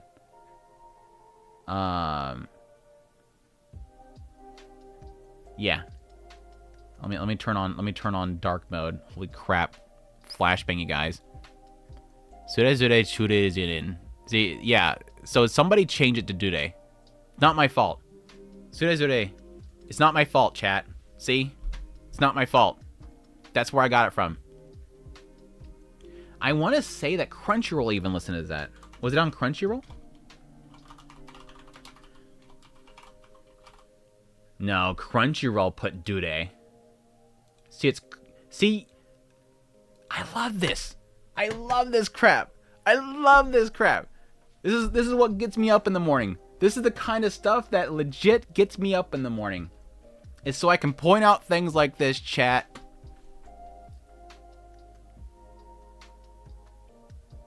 Y'all hate Crunchyroll, but you let Crunchyroll brainwash you. Because Crunchyroll labels it as Suredure. Y'all want it to be Suredure. When in fact it's supposed to be Surezure. And then when I say Surezure, you all want me to say what Crunchyroll says. Even though y'all don't like Crunchyroll, you'll let Crunchyroll brainwash you. I'm joking. It's just, okay. That's what y'all come here for, right? My dumb rants. Don't mistake Saikoku with what has become known as the Monogatari series. It is totally different anime. Monogatari just means story up. Oh yeah. I'm very familiar with that. There's tons of love story is Monogatari. There's tons of series that I've watched that have Monogatari in the title, so that's not a problem. Like even Katanagatari is a play off of that as well. Sword Story. I mean, the same author too, so he's playing off the names and stuff like that. Silver, what's going on? Hi Andrew, have you gotten to see Inet Villadis? Unfortunately, no one really talking about it. Yeah, I watched quite a bit of it. I really liked it. I really like it so far. I've only gotten so far to the point where it's starting to get into the other girl, her servant, and how she's being manipulated right now and is supposed to sabotage her. I'm behind like 3 episodes, but I'm enjoying it so far. I'll be watching it. Also, Irozoku and Irodoku. Yeah. Odd how, Japanese writing gets translated into English in odd ways, right? Just like R's and L's. Edis. Yeah, Edis and Edis. Romance anime, one genre which does not need romance anime is one genre that does need relatability. I'm guessing you mean relatability, not reliability. But yeah, I agree to an extent. I think, don't get me wrong, I think there's a lot of, in most cases, it's going to be hard to relate to characters in stories. So I'm not saying that you always have to relate to characters, but I think romance does help because you want to feel the Doki Dokis, right? You want the romance to make you have those feelings because that's what makes it special. So it doesn't need it. It's not a requirement, but it does make it really good, right? I think this just needs to be at least an understanding. You may not be able to relate to it entirely, but I think it's good to have an understanding of what's happening. Said Madhouse did the Sengoku anime a long time ago and basically never do more than 2 seasons. Yeah, Madhouse is kind of just doing whatever people want them to do. They don't really have too much control over what they do. Or at least have a producer that's extremely passionate about it, that it has connection with Madhouse to keep it going. To be fair, I fell in love with because they were hot is the most IRL high school romance, right? This is the most IRL high school anime, right? How do you know if you know that you know? I always know it. Kiss X Sis, yes, best romance anime ever. This top Toradora for me, really. There is a Shoya and Shoko romance. Makes sense of that. Oh, damn it.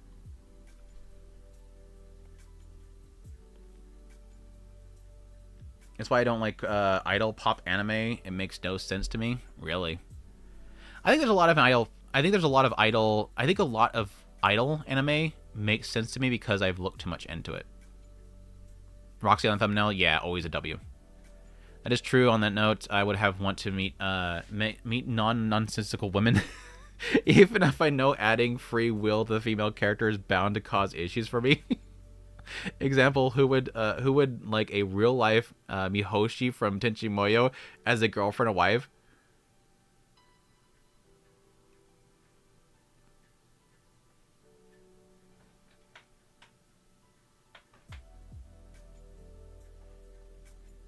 It's one of those that's one of those ones where I could see people saying I could fix her, but that's a full-time job. Mihoshi's kind of a full-time job. As much as people want to say I could fix her, you know, but she's hot, Mihoshi's kind of a full-time job. I'm like I'd be afraid of Mihoshi never coming home. Like, I just don't know if she could make it home.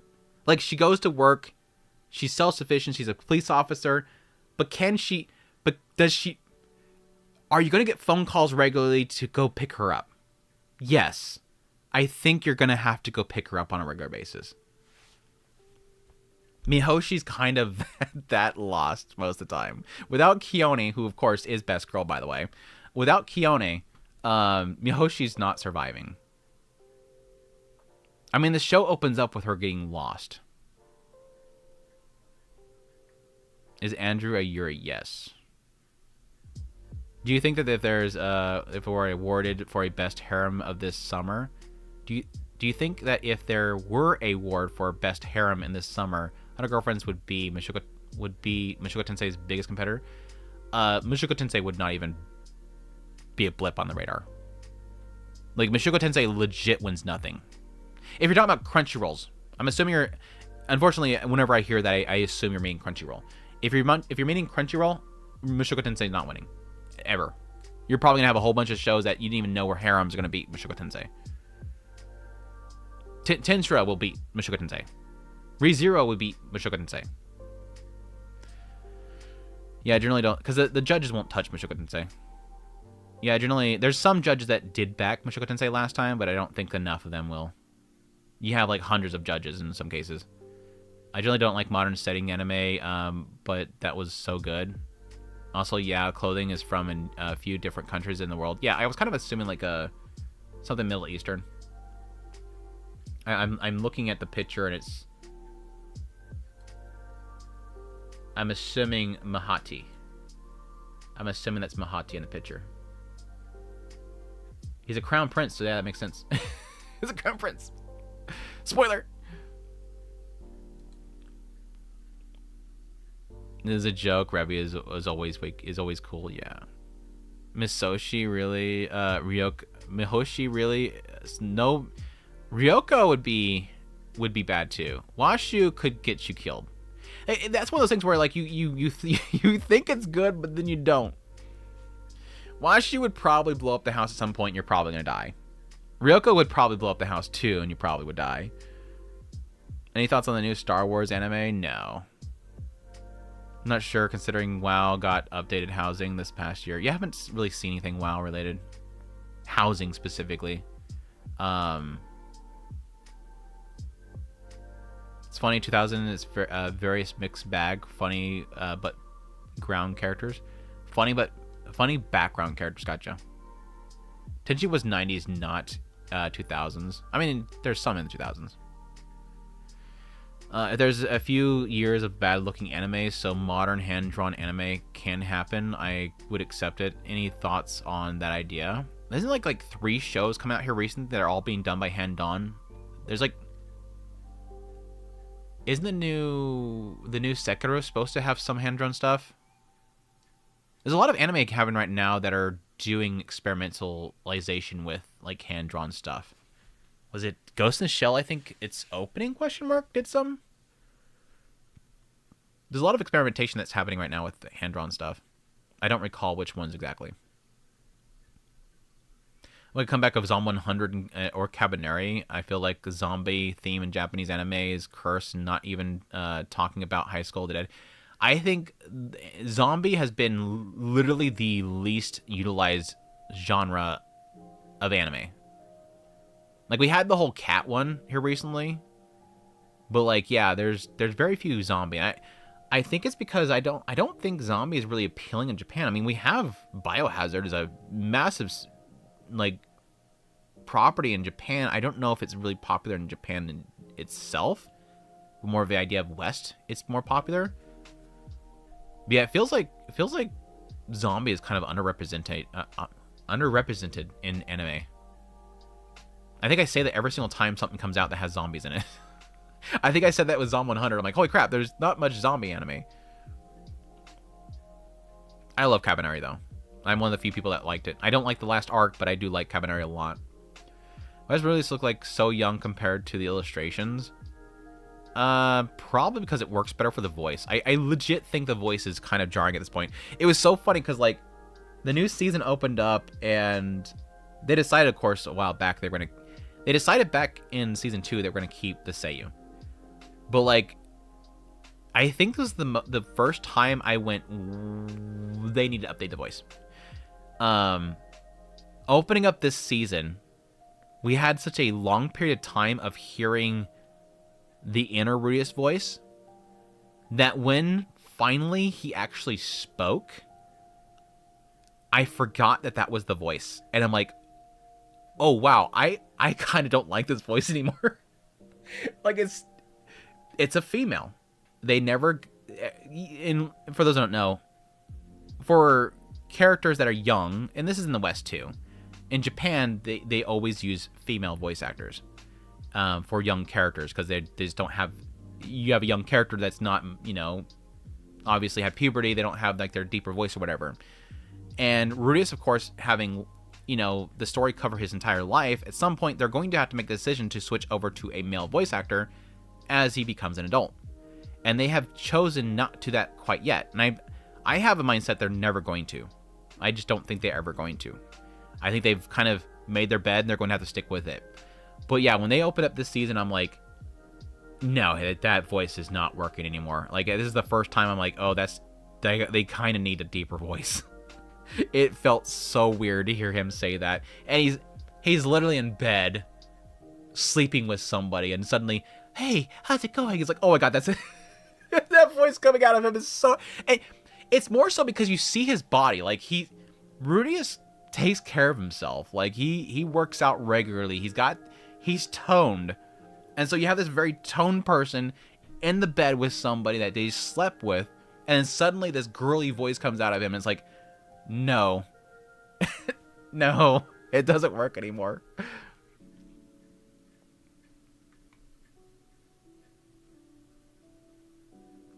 New zombie theme anime is welcome. Yeah, I came here for the figurines. Like, back here, like, you don't care about me. I'm just like chopped liver over here. Well, appreciate it. I'm just wondering if there's a reason why I got changed from Z to A to D, T A D or whatever. So we all got, is it? Oh, why they changed it? Just because it's like in Japanese there's no D. that's the change, is that there's no D. So there's a some, again, where that little sound was made. It's like a zure. It's not a D or a Z in Japanese. It's zure. So when they translate it, they have to pick a letter that sounds like it. They just have to pick a letter that sounds like it.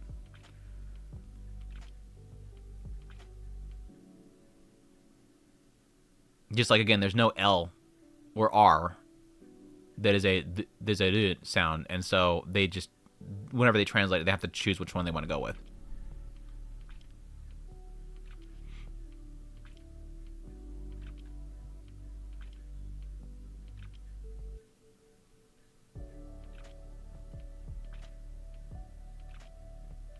Pronunciation versus written differences, yeah. Yeah, senpai or senpai. Yeah, senpai or senpai. Which one do you want to go with? My forever confusion every single time I go to write down senpai, and I have to choose between putting an N or an M in there. My mixed bag background characters are unrelated to the hypothetical. Which anime female character would you like in real life with added free will? Roxy, obviously. Roxy's my current, like, my favorite. Like, it used to be Belle Donde for the longest time, and I would still choose that. Belle Donde is just an absolutely beautiful character. My first waifu character of all time. My first ever waifu character from anime. I'd take a Rem. Though I'd have to, I'd have to press upon her. Don't kill people. I like Tonikawa as well. Yeah, that's a good one. Tonikawa over the bridge for you, or whatever, over the moon for you. I personally got it. I found it repetitive after a while, but it was good. What's just a big difference between 90s and art style and today? Trends. 100% trends. Over time, what people find visually appealing changes. Art styles change to something that is more market friendly, and as that advances, the companies themselves find what works and they stick with it, and they have found that this style works better. The reason why I say that and emphasize that so much is that who was it? Was the artist for Slayers? I think it was the artist for Slayers at some point here recently upgraded their art style, and people thought it was AI or something like that, and they criticized them a lot for it. Again, it was a prime example of this idea of them trying to upgrade their art to something newer and people getting upset about it. But there's like this advancement, and they know that in order to sell things, they have to evolve with the art styles. Then you'll have some cases where people do kind of bank on nostalgia. I think that's something that appealed to me with Go For It. Was it that one, the romance yaoi one last season, Boy Love one? Go For It something. That one kind of went for like a more, like a very Rama looking style that I really like. So they do it sometimes and it works really well. But for the most part, people just don't like an older style. I can fix her. Roxy doesn't need fixing. True. I own a home office. I can manage it. Nice. Technological glitch causing women. Why is there such a big difference between 90s art styles and today's art styles? And do you miss the old style? I do miss the old styles. Whenever I see it pop up with like Ranma 1/2 remake and whatnot, would I say Yatsura? I love it. I eat up that old style. Right now, Ghost in the Shell. I know that some people have their problem with it. I love that stuff. I love that style. Keone versus Washu. It depends. Both have their charms. Washu's fun, but I adore Keone. She's like easily the best. She's hot as hell too. Honestly, Satsuki probably makes for the best wife in Tenchi. I see her adult form, which is cute. Crunchyroll is embarrassed about Mushoku Tensei, and they love the views and it brings pride. You don't like it; it's controversial, but people keep paying into it. Even engagement farmers keep posting stuff, and it's like, well, you're increasing engagement to it. If it offended you that much, you wouldn't want people to be drawn to it, right? I believe Tentra OP can get noms at the awards. I'm hoping the next arc's gonna be really good. It's been a long wait for the next episode. What anime are similar to Mushoku Tensei? My girlfriend and I are watching your read-alongs, and we absolutely love them. Keep up the great work. I appreciate the support, man. I really do. Things that are like Mushoku Tensei are like world building and whatnot, or like getting into dirty concepts that are like questionable, or just everything as a package. It's hard to with questionable themes. It's hard to say. It is really hard to find anime that are willing to, or stories that are willing to get into difficult subjects. I'd have to think on that one. But like in general, I usually like recommend going, of course, ReZero and Ascendance of Bookworm. Those are my other two that I think are like isekai that are more than just being isekai. That's where I kind of classify Mushoku Tensei, ReZero, and Ascendance of Bookworm as anime that aren't just about the isekai. It's about the character in the other world adapting, and they get into a lot of themes about adapting and whatnot. Whereas I think a lot of isekais are about like you get isekai'd and then find your OP power and you blast people. Is Monday live stream going to be Mushoku Tensei tier list? Yes, a reminder. Thank you so much for reminding me. I don't think that you intentionally did that, but for folks that regularly watch the live streams, this coming Monday, you will see popping up on your feed a live stream, going live, whatever. It will not be a standard live stream. It will be specifically for Mushoku Monday series, which has been my novel analysis series for Mushoku Tensei. We will be talking full-on spoilers for this series because we just finished it. We're done. And we will come back to it once new stuff gets released by Refugin, like Redundancy 4 and whatnot. But for now, it's like it's done. So we were going to be doing a like wrap-up live stream where we talk about the series, and it's going to be full-on spoilers. So if you don't want spoilers from Mushoku Tensei, don't watch that live stream. So, warning. We'll have things on the screen and whatnot, or whatever that'll, you know, let people know in case they forget, but it'll be full-on spoilers. 90s hand-drawn, 2000s awkward transition to digital. Yeah, Digipaint stuff was bleh. The transition to Digipaint stuff was bleh. Low res and whatnot. 2010s, 2020s are closer to each other. Does need more stylized anime.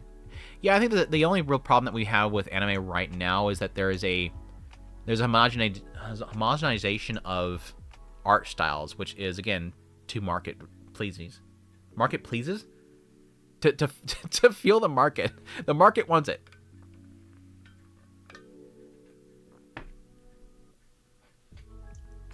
Marketable art styles. Yeah, they'll never allow Mushoku to win anything, but aside, 2 girls isn't enough for it to be a harem. Yeah, I've always been... It's technically harem status because you have an interest in somebody like Sarah. The moment you hit 3, in my opinion, you're there. And you technically already had Edis before was an interest for him. So it's already, in my book, it's already classified harem. It just doesn't play much into the harem tropes. I think in the novel series, you have a lot of jokes made about harems and the harem concept and harem tropes, but like, as a show, doesn't really feel like a harem. To be fair, women with special abilities would take a specific level of care. Yeah. The new dance anime has some wild images that looked hand-drawn. Oh, you're talking about God damn it. I'm blanking on the name right now. You're talking about the dance show. Yes. My brain immediately thought that you were talking about 100 Girlfriends. I'm like, oh, you're making a crack at the 100 Girlfriends again right now. No. Yeah. A lot of it looks hand drawn. Check the new Ghost in the Shell and watch the previous ones. Yeah, it's really good. But just know every Ghost in the Shell is completely different. So don't expect like one to feed into another. If only High School of the Dead got another, yeah. Unfortunately, rest in peace. The author didn't really get enough content made before he died. As understanding, zombies are gory. I can see Plant vs. Zombie being an idea. No. No, I don't want that. I didn't think Mume was so animated. That little trailer thing was very animated. Hey, Otaku Spirit, you are the best anime tuber because how honest you are with when you talk about anime. I appreciate that thing. I really do appreciate it. I try to strive for that. Even though it might upset some people that I don't like their favorite shows or whatever, I just give my opinion. I think the thing that I try to focus on is not bashing things. Like, even though I don't like Rent a Girlfriend, I've completely given up on it. I don't want to spend like an entire video bashing it. If you like it, go like it. But that's just not my take. There it is, Nakamoto. Yeah, this is one example of like going back to that old style. I love this stuff. It's a newer manga, but they went for like an older aesthetic to it. Looks very Takahashi-esque. But thanks for your support, Fing. Lost my spot again.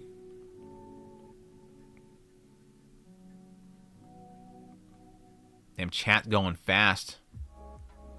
Chat's going fast.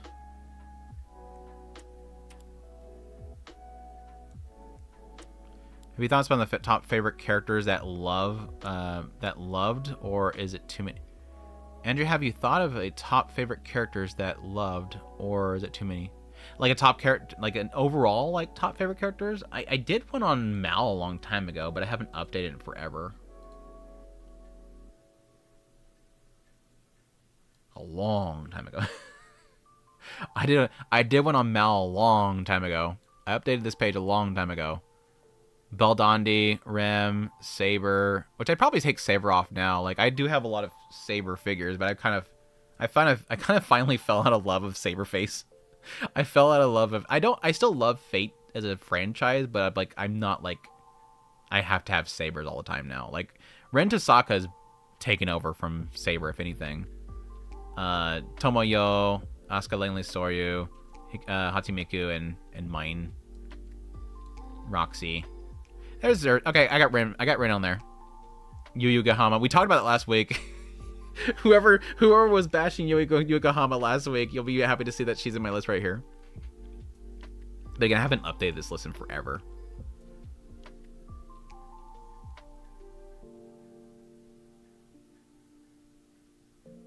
Bro is 20. It's weird. Yeah, his voice being like that with 20, it's weird. I don't think he's 20 right now. I think he's like 17 question mark. I have to double check. Actually, I can find out right now. I think I have it somewhere. It might be in my novel analysis page what his age is. Let me look up 13.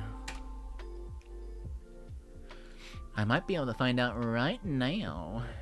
Rudius should be... He should be 17 to 18 right now. He should be going from 17 to 18 right now. But still.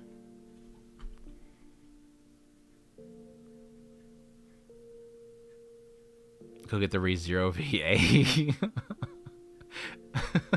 Even the dub 2. Yeah, I can see them doing the dub 2. Cabaneri is pretty great. Was hoping for more from that. Yeah, 100% agree. Yeah, it's Do. Yeah, DZ. That's what it looked like in the... What Google was trying to take with it was putting DZU. Do. Honestly, agree with you. I like the fact that Rudius VA is married with the Subaru VA. I don't think Rudius VA is good enough for season 3 onward. I'd be curious. Oh, you mean Rudius? For some reason, I was thinking Subaru. Yeah, I think I agree. I think some people use Romanji like that because it's faster to type than that. Yeah.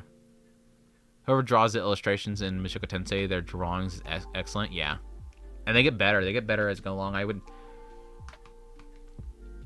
I don't know if there's any I can show on stream that are not spoilery, but they have definitely gotten so good over the years. Let's see if I have something. Is it here?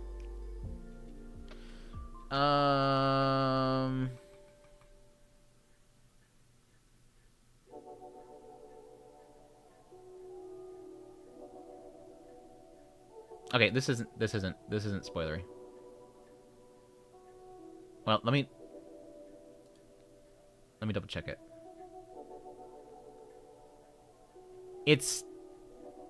I don't think it is, but if you're like super hypersensitive to spoilers from Mushoku Tensei, you can look away for a second and I'll let you know when I come back.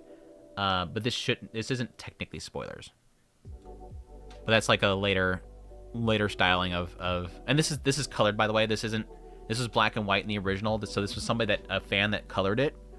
But you get a sense of like their designs and stuff like that. They're definitely great art. Great art. Anyways, you can look back now.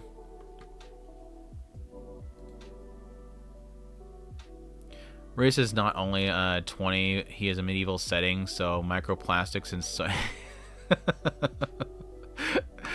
Good one. Hey, just joined. Hello, Shadow. Hope you're doing well. I caught up on 100 Girlfriends anime. I thought the season 1 was phenomenally better than season 2 and 3. Anyone else? Here. Right here. It just, unfortunately, kind of losing me. I still enjoy this series. I love covering it, but I have to admit that it's slowly losing me. It's just it feels like it's getting very formulaic. It has its moments though. It has its moments that are hilarious, but like I think it needs to slow down with the introductions. Like people forget that you date your like how people forget you can date your cousin. I guess you're talking about Mushoku Tensei. Moe Blob art took over for a while. Yeah. Ruth VA is too girly. Now let's talk Mike Todd. Now let's talk Mike Tyson. What? I don't like the older style. Oh, you don't like the older style. I know it's completely nostalgic for me, and I 100% agree. I 100% acknowledge that. I think Cousins has a mixed bag reaction for the most part in the world. Yeah. Go for it, Nakamoto. Yeah. Is maybe the best gets. I love it. And again, they're all there. It's not like they go anywhere. The movie's still there. Go watch the movie. You like the movie. I like just. Right now we're adapting the manga, so if you don't like the manga, you're not gonna like it. Let's adapt the manga. The other stuff's gonna be there. And to be honest, you don't need to remake the movie. The movie's phenomenal. The movie still holds up to today. Like it's better than most animation you're ever going to touch these days because the budget was insanely high for a movie. It was insanely highly budgeted. And those people were worked to the death. Something you're probably never going to see again. Go watch that if you want it. It's not going nowhere. Also, anime as an art style type was still new as far as mass production goes, and at the time was still largely based off of wood paintings made in the 1600s. Huh?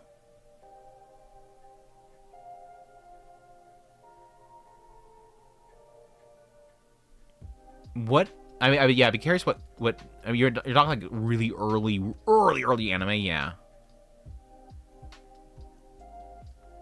He kind of went from there to transitioning into like a lot of the styles that we see today. Like even like in the 90s, a lot of it was based off of like light novels, those big eyes type styling. Like every single, I would say, yeah, probably at least every 20 years, art styles change or shift. You could probably make an argument for every 10 years, anime as a style changes. So I can see what you're saying, like early elements of it, for sure. I can see that. Look at the sound by putting the quotation marks over it in the T syllable. Yeah. 2 is probably pronounced Su. Yeah. Washu versus Kusuri. Washu, 100%. Holy crap, dude. Are you joking? You're talking Kusuri from 100 Girlfriends. Washu from Tenchimoyo. Dude, Washu destroys Kusuri. Absolutely destroys her. Like, you this wasn't even a question, right? Off topic. What I meant to talk about was what you have the letters for Z and yeah. Do you think there was we were getting edits by the end of the season? I can't really comment on any of that stuff because it's spoiler. If it's stories like Mushoku Tensei, I'd say Bookworm.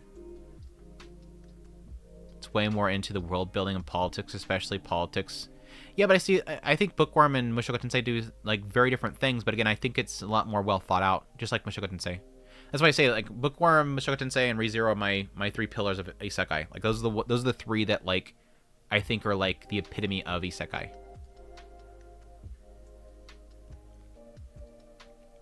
I don't get girlfriends dip its toes in some girlfriends too. Eh? What kind of tier list do you expect to make for Mushoku Tensei? Like best characters for the novel tier list? Yeah, I've done premieres where I went over I tier listed everything. The tier list is just there as an excuse to talk about the characters. Like it's just for me to have like a list for us to talk about the characters. And so tier listing them just gives me a reason to talk about them. It's not necessarily about the tier list. It's just about just chatting about Mushoku Tensei. What is this? Sorry. If you guys hear this, I'm sorry. Something's bugging me on the mic. Loved how Dirty Pair looks. Dude, oh my god, dude. Oh my god, dude. Oh my god, dude.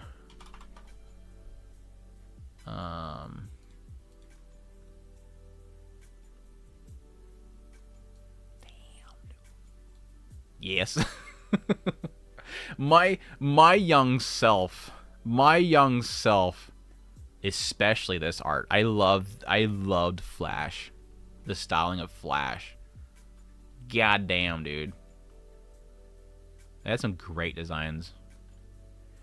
I will say though, like this hair, I was never a fan of. The whole like forward afro thing, I was never like the female pompadour. It's like the female pompadour. I was never a big fan of the female pompadour.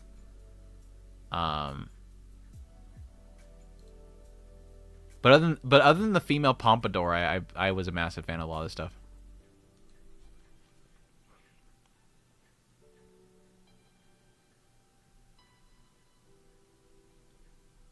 Bruce only has 2 wives and 1 husband. Oh man.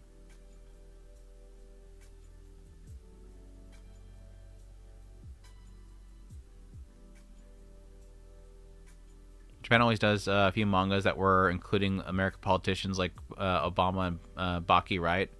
I think if I remember correctly, I don't know much about Baki, but I have seen people say that they've pretty much done everybody. That Baki does a lot of politicians. I don't know that it's trying to be political. It's just they have them there as caricatures. Don't annoy the women who can cause space quakes, can freeze you, so on. You can't crack at 100 girlfriends, dude. I can't crack at them. I don't like One Piece. No skin off my back.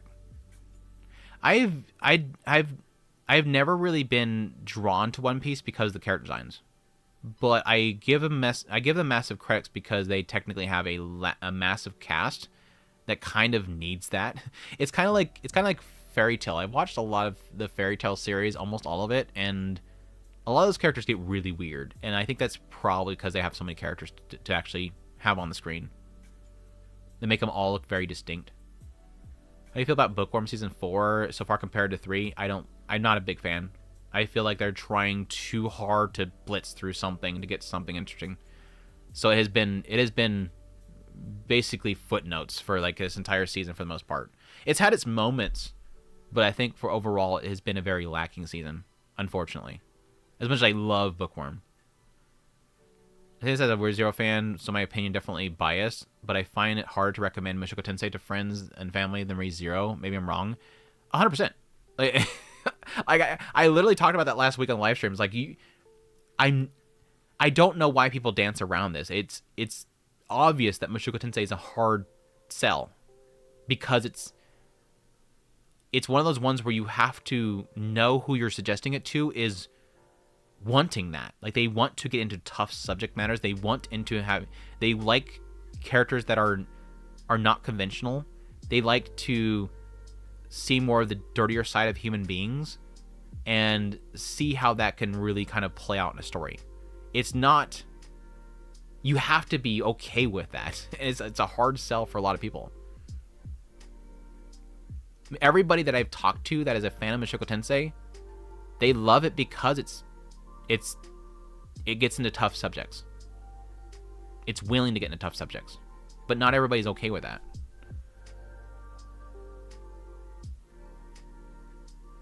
Everything up to season 4 of Bookworm is a prologue, basically.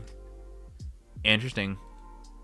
I've heard that like the previous seasons have skipped a lot too, so I'm not going to say that the previous seasons are flawless, but they were a lot more enjoyable than this season. Didn't know you loved Mine so much that she was in top 10. Yeah, I really like her character. I think Mine is easily one of my favorite female lead characters of all time.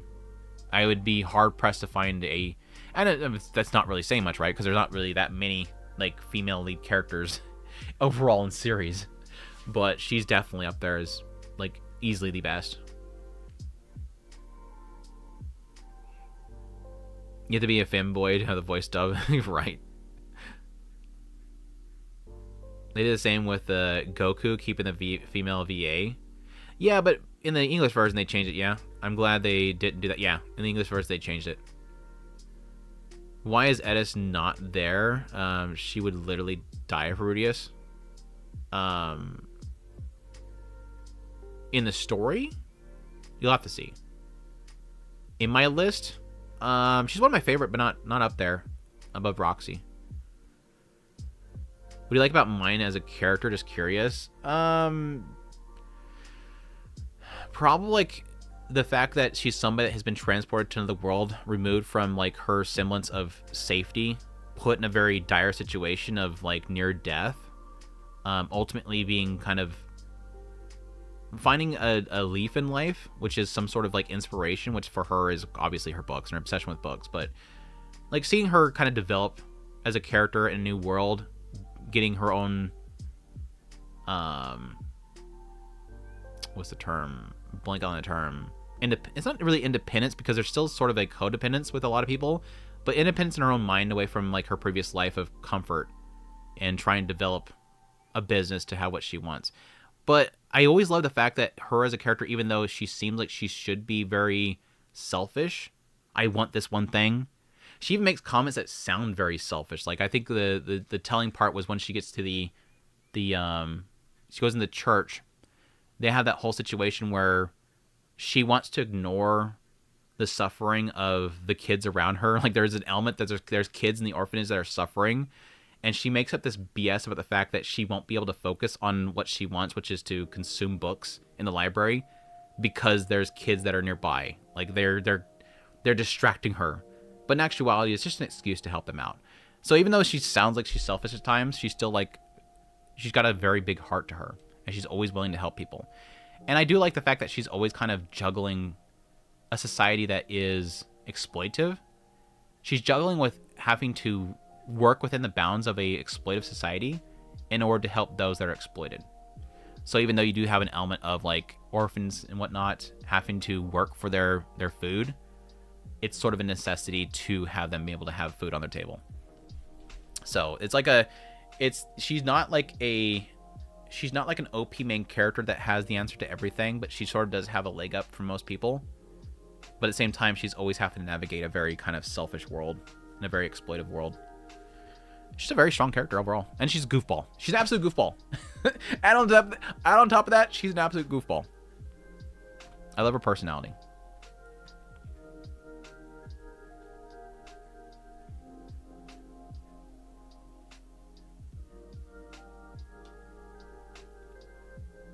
Right now, watching Setokai no Ichizon. Have you seen it? I don't think so. Setokai is gonna be president. Setokai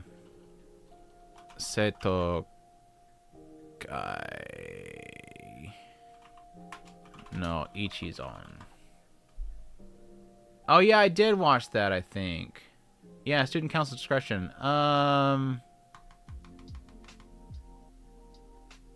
I don't remember much of it, though. That was a short, wasn't it? Remember correctly, that was a short? Yeah, I have it listed as finished. No, it wasn't a short. I might be thinking of something else, then. I do recognize it. I want to say that I enjoyed quite a bit of it, but it wasn't like great all the time. Just the top of my head. I don't remember too much about it. People only give it a chance and hear the weird parts. I haven't seen much characters. Yeah, I think that the unfortunate thing is that I think that mankind as a total, because of social media, has become like not wanting to try and think about things. And Mushoku Tensei does technically require you to really want to understand things. People unfortunately have a very... There's a massive amount of people anymore in the world that have a significant lack of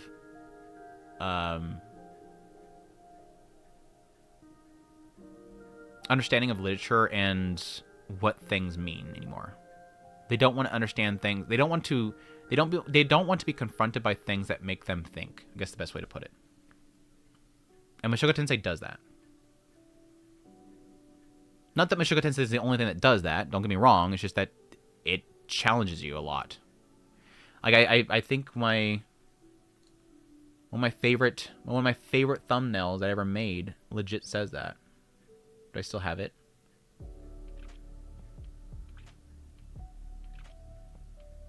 Did I finally delete it? Oh, there it is, right there. Yeah, right here. That's one of my favorite thumbnails I ever made. Mushoku Tensei is not a redemption story, it's a challenge of empathy. Can you empathize with something? And it's just not Rudius. Don't get me wrong. It's not just Rudius. It's like all the characters are a challenge of empathy. Can you empathize with the character that you hate? Holy Relic is so relatable.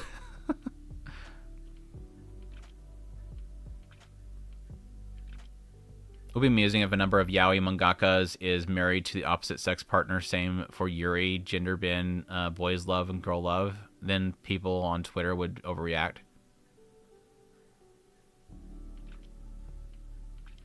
I don't think that's too uncommon. I would assume that's the case for most all of them. Like, especially like with BL and yaoi. I mean, the term is rotten girl. Fujoshi. A lot of them are just like normal girls. Not to say that is not to say that normal means that you have to be straight or whatever, but like I don't think they're really, in a lot of cases they're not going to be lesbians or anything like that. They just like the idea of seeing two guys get together. Just like for a lot of guys, they're straight. They want to see two girls kissing all over each other. I think it would be very unlikely for the opposite to be true. Nor do I think that would ever cause a confusion. So maybe I'm misunderstanding what you're saying, though. I know, but understand because of the reason why 100 Girlfriends is like that, because they're trying to say in 12 episodes format, so chapters are skipped, so the moments you read the manga. Yeah, it wasn't too bad in the previous seasons, honestly, though. There was maybe 2 stories that were missed with the last season. So unless they could be with season 3 increasing that. I haven't been keeping up on the manga alongside of it with the last couple episodes. But the previous seasons, they didn't skip too much. They maybe skipped 2 character focused episodes. So I'm hoping for 24 episodes.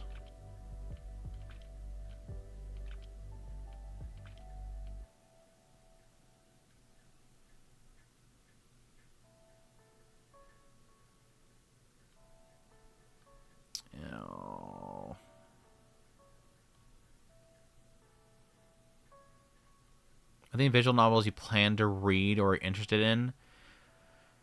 I had a spell of time where I wanted to get into visual novels, but I don't really. I think I've pretty much given up the fact. I've given up on the idea that I'm ever gonna have the time to do visual novels, just because I want to cover my other stuff plus do other things outside of anime. I still want to do Higurashi and Grisaya eventually, but not too many. Only one anime has 12 episodes, 45 minutes each episode, healing attention span. Some more select anime end up with 45 minutes episodes. Yeah, I know Katana Gatari was very long episodes too, but it was once a month. I like a lot of the stuff that's going straight to Netflix is not keeping adhered to length of episodes too. Thankfully, with it's technically Donghua, but with Lord of Mysteries, they're not really limiting to a broadcast schedule for their length, which I think is nice. It's really nice when these animators don't have to worry about you have to adhere to 21 minutes plus the LP and ED.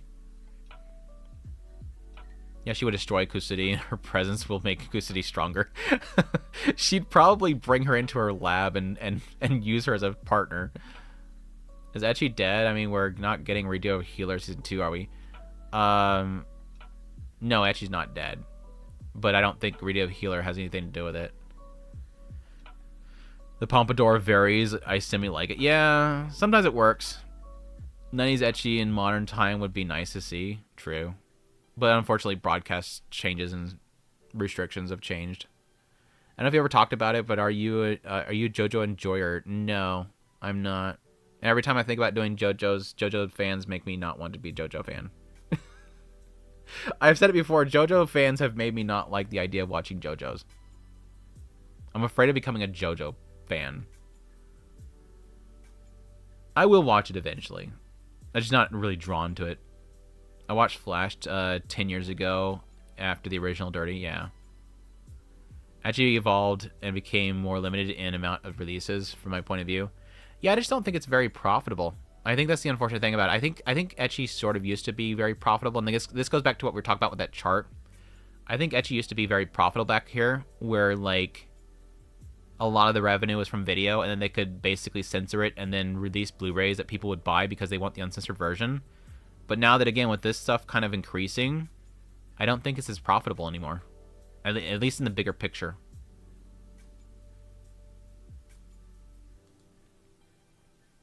But that's just a very, very like surface level opinion take there. I don't have like a massive amount of this. Just I don't have like any data to really back that up completely. How high do you rate Mau Mau? I would probably put Mau Mau here if I could, if I updated this list. I really do love Mau Mau's character. She's definitely similar to mine in a lot of regards, where she's got a goofiness to her, but she's very, again, into what she's into, is very smart compared to the other people around her.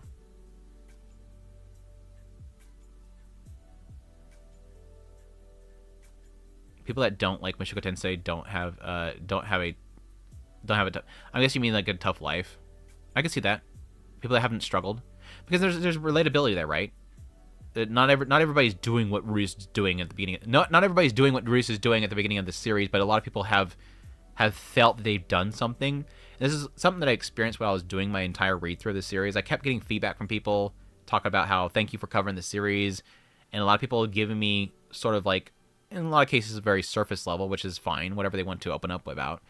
A lot of people give me very kind of surface level, or like some cases a lot more inner look at what they've gone through, and it's people that have struggled with things that are similar to Rudius, but not what Rudius is going through, or have done something that they feel like, because those around them have persecuted them for doing it, they feel like they have no avenue to retry at life, that they would never be accepted ever again, like they made a mistake and they regret it, and they feel like they could never get back on their feet because people will.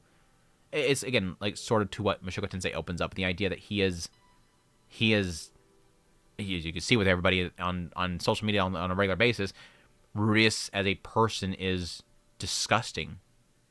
He's what society would want in a ditch dying, and yet he's finding a new life where he's doing something better. He's still nasty, he's still pervert, but he's sort of this is what Refugin has wrote him to be like. Refugin wrote him as a character that has done bad things, but thankfully people opened the door for him, and he was able to change. He was able to. It's not a redemption story. He doesn't go back and undo what he did, but at least, he found a new life. And a lot of people need that. A lot of people need that message.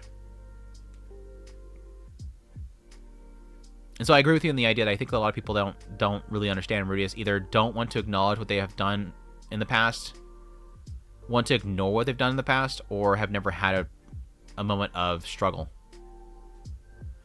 With about the review bombers, I can understand why they're still around. I don't think there's a prevalent amount of review bombers, nor do I think it matters.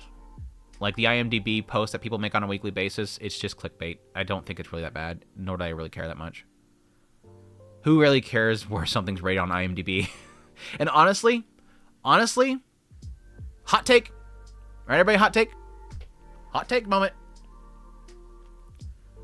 I want people to review bomb Mushoku Tensei. This goes back to what I've talked about in the past. I don't want anime popular. I would love that every anime series gets review bombed. That way anime doesn't get any more popular than it currently is. I don't want anime to be popular, and I don't want series to be popular. I'd be perfectly fine with every single series getting review bombed, because I don't want anime to be high up on IMDb. I don't want anime to be more popular. If it gets any more popular than it is now, it's just going to get worse and worse. That's just a random hot take, though. But I don't think it's that big of a deal. It's never going to be that big of a deal. It's never going to change anything. It's just like a group of like 80 people hitting ones. It's not. I don't think it's even to like I don't think it's even that grand of scale. The numbers I've seen so far aren't that grand of numbers. think sometimes always combat don't solve the issue completely. Yeah, there's all sites that have ratings have systems that will prevent like too much damage from review bombing. Review bombing. God dang, I need water.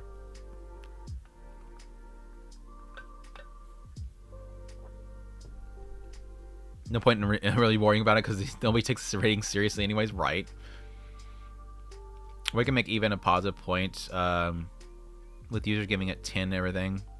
Like 100% of all episodes are straight 10. Yeah.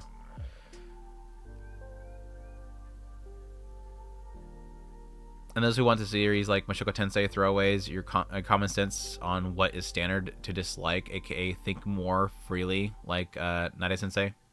Yeah, and unfortunately, I feel like a lot of people are afraid of thinking outside the box.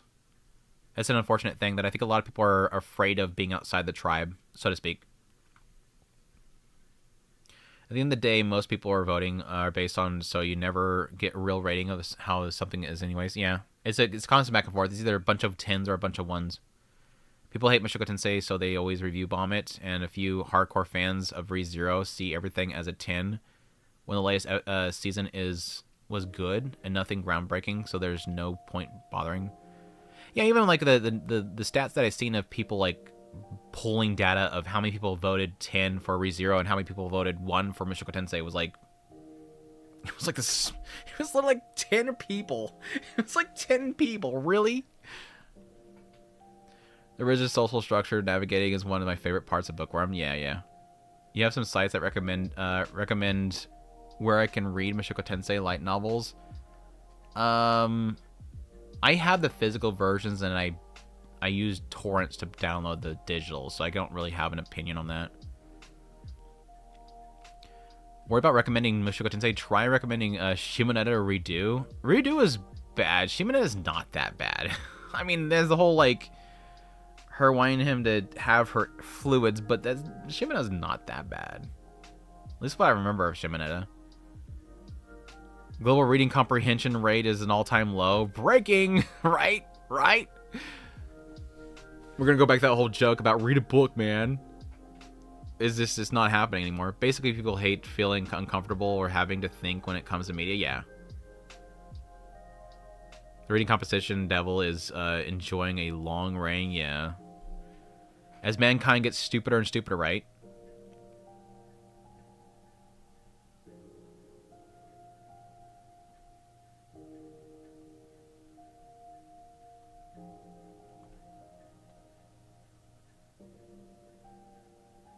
I lost my spot again. Hold on. Y'all, I don't think I'm gonna be able to catch up.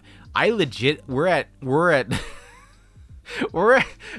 almost to the end of the stream, and I don't think I'm gonna actually catch up. This will be the first time I don't catch up to chat. I legit think this is gonna be the first time I'm not going to catch up to chat. I am gonna do none of my rating fixes. Chat, you guys talk too much, which is great. I love it.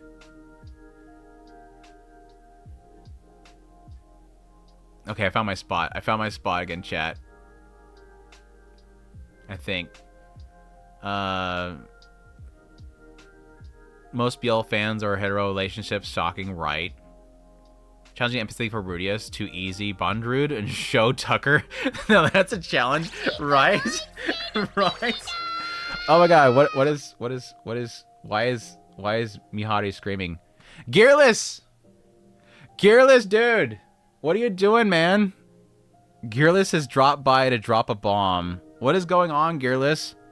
Great to see you. Glad I could catch you on live. I hope you're doing well, Gearless. Chat, give Gearless a W in the chat. I appreciate the support as always, Gearless. I hope you're doing well. Have you seen Gearless? Next week, man. Next week would potentially be the last Mushoku Monday. It's been a long journey, man, but we're finally there. It has been a long journey, but we're finally there. We're finally concluding the Mushoku Tensei coverage. Which again, we're probably gonna come back for like if Redundancy 4 has some extra stories in it or something like that. We might cover it, but like it's gonna be epic. Are you gonna be there for the live? I don't know if it's like in a bad time for you.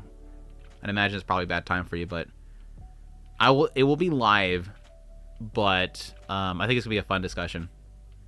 Gonna try. Okay, good. We'll have Gearless be there. That'd be great. Gearless is review bombing Otaku with money. Just dropping it. Just dropping the bomb in the chat. 100%. But yeah, I'll be glad to have you there. If not, it's fine. The VOD will be there unless we do something bad, which I doubt. But the VOD will be there, but it'll be great to have you there. But as always, again, for those that don't know, Gearless has been a massive supporter of the channel in general, but like the Mushoku Tensei series. I greatly appreciate you supporting me the entire time that we got through it all. That we got through not all of it. There's some side stories that we didn't end up doing, but all the good stuff, as I've been told. So, yeah, thank you again, Gearless. I really appreciate it, man. Really do.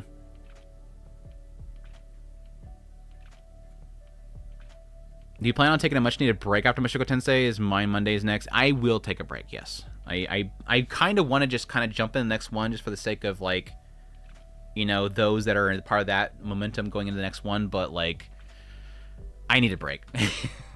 I think I need a kind of a break right now, which will be great, because I have ReZero coming back, and I need to get into covering that again, so. Plus, I'm doing the skip content for Mushoku Tensei every Sunday, which is kind of it's like an entire day and a half of content that I have to work on there, so. I need a break. Plus, I need to figure out how I'm going to handle Mine Mondays. I got to figure out how I'm going to structure those ones, because I don't want to do like a full read-through or anything like that. It's the least I can do. You have been constant, great content, and love the voices. I appreciate that. Somebody likes my voice acting. My horrible voice acting. Somebody loves my voice acting. I'm going to miss the voices. I legit am going to miss the voices. I am still waiting for them to contact me to voice some characters, but they have not yet.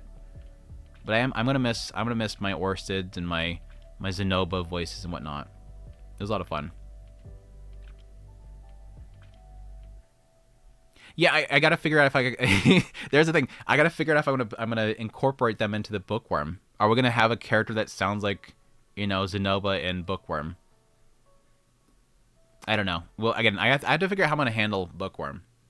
But I might change how things are kind of structured and whatnot. So going into a new series kind of opens up the door to changing structures. But yeah, it's good stuff. Are we ever gonna get another DxD season? I think so. I think they were announced one. No, High School DxD. No. I'd assume they will eventually come back with it. The challenge of empathy for everyone in Higurashi. True. Higurashi is definitely one of the longer visual novels out there. If I understand, yes, that's true.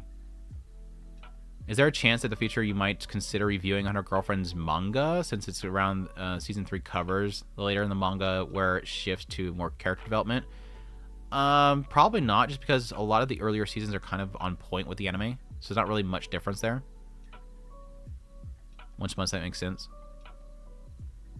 Apparently, High School DxD has been done since is being done in 2023, 2030. Bleh.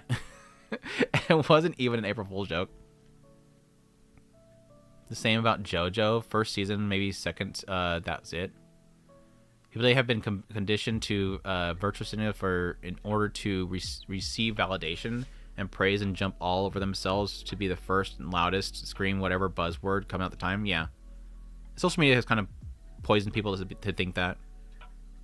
I agree. Much too easy to access H. Yeah. You think that's the reason that the ecchi's dying? Is that what you're saying? Ecchi harem is just a mix of heavy and isekai. People think it's gone since moment something isekai. They don't consider it ecchi or harem anymore. Yeah, I think that's sort of the argument. I think that's sort of what we come to conclusion of, is that it's not necessarily that ecchi's gone away. It's just that it's been sort of moved into something else. I think there is a sort of desire for it to be something more than just ecchi. It has to give something else in order to be successful. In my country, all people know JoJo, and every anime fan I see had watched JoJo. I just don't feel entering in that because the drawing style. I don't like the styling. I will be honest there. But I assume it's good. Like, I assume it's good because everybody loves it.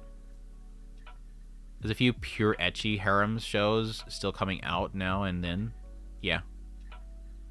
I mean, this season we have, shoot, let me see, where's my screen for this? No, not this one. Here.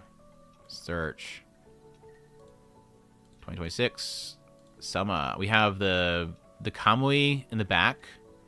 Chainsmoker. No. Chainsmoker Cat has some ecchi in it. Exile, kind of. I wouldn't really classify it ecchi, but it has a lot of upshots.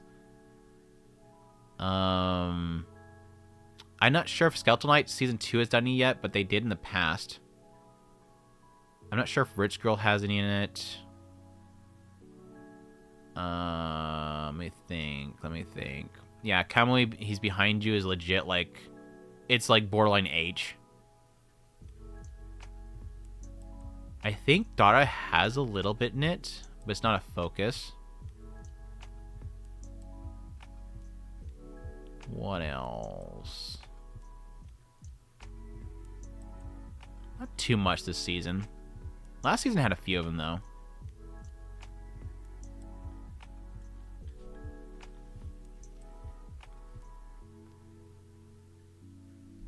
I feel like mine is okay, but I like Ferdinand much more. Oh, yeah, Ferdinand is good. I mean, it's both of them, right? For me, it's personally both of them. I love the two of them and their dynamic. It's sort of like Ferdinand and mine is similar to like why I love Spice and Wolf so much. Spice and Wolf is really great because of Holo and Lawrence's like chemistry and how they both see the world so differently, but that they work together. Ferdinand's the harsh truth of the world itself, and mine is sort of like this previous life and trying to insert her own knowledge. Who's that between Asuka and mine? Is it Miku? Yeah, it should be Miku. I know Miku's on there. Yeah, Miku. I love Ferdinand's payness with mine, right? Mine and Ferdinand are amazing dynamic, pure comedy, yeah.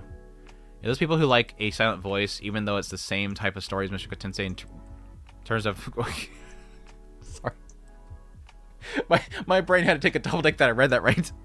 Yeah, those people liked a silent voice, even though it has the same type of story as Mr. Tensei in terms of hurt people that did bad things, redeeming themselves. They can't even be consistent. I mean... that sort of gets into the realm of the gravity of what people see as being inexcusable. Right? A silent voice has the same problem as Takapi's Original Sin. Takapi's Original Sin, as you can all see, this is my favorite character, and like, it's probably my favorite character in the last like few years. She's an incredible character. Mina? I'm blanking on her name right now. It's Mina or something like that.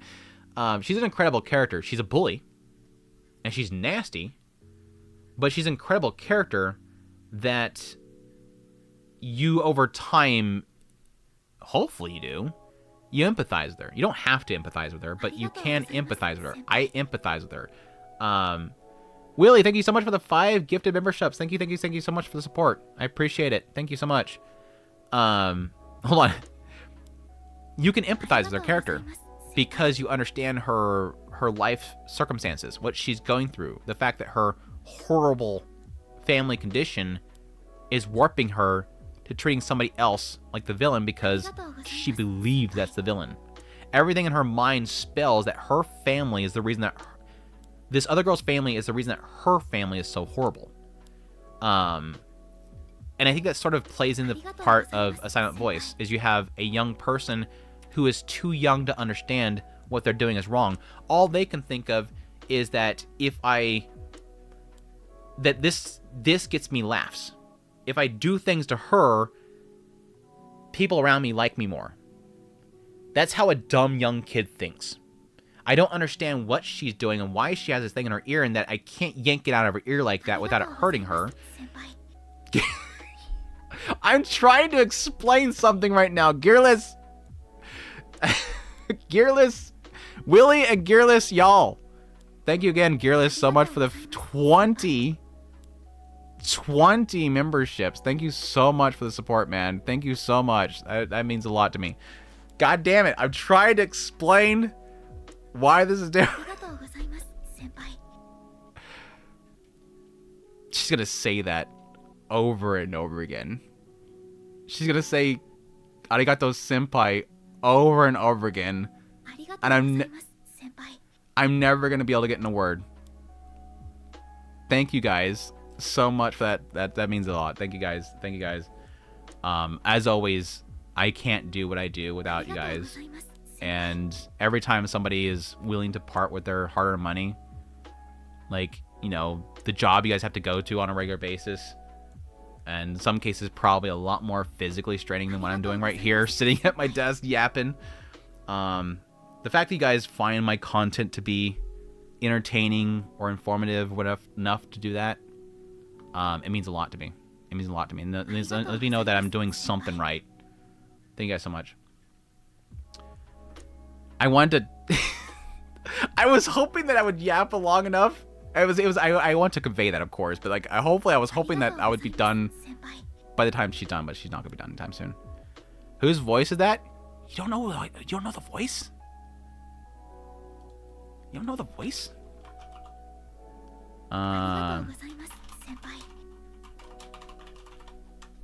You don't know that voice?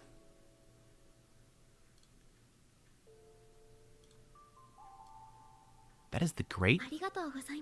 That is the great Rie Takahashi.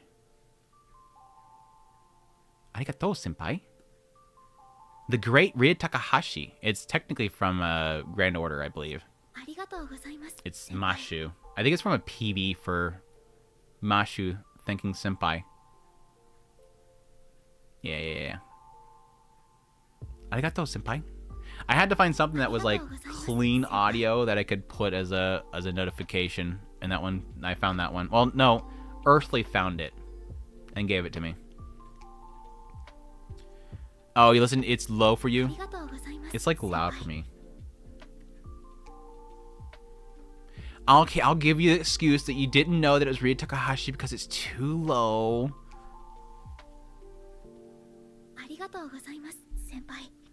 Still looking for that dance. It was originally, I believe it was an animation that somebody made for a character in Honkai Star Rail, and then somebody made a version of it with Mahito,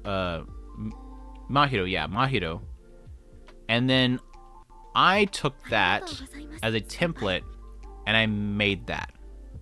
So it's like I had a template to go based off of, but that was an animation that I made myself. It's my Roxy version of it.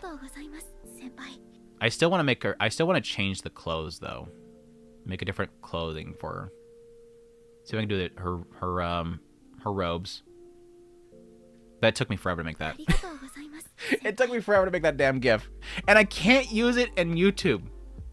YouTube, look at all these memberships coming. YouTube, look at all these memberships that are coming through right now.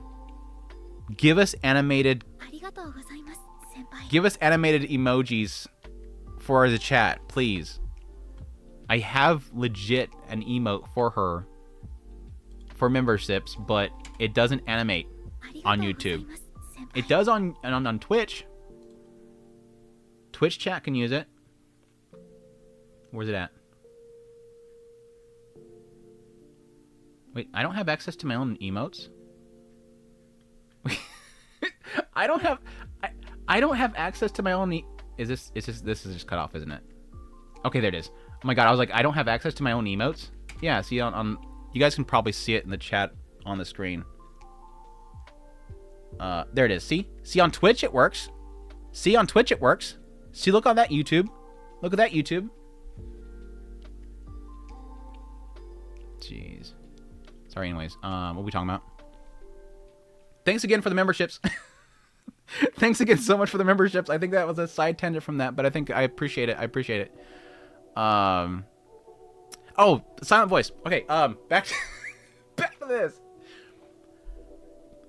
My whole point in bringing that up is that you bring up the fact that a silent voice has a problem with a kid that does horrible bullying and him trying to seek redemption. It's not really that he's seeking redemption, is that he just, in his own way, is trying to... He is sort of redempting and trying to go for redemption, but...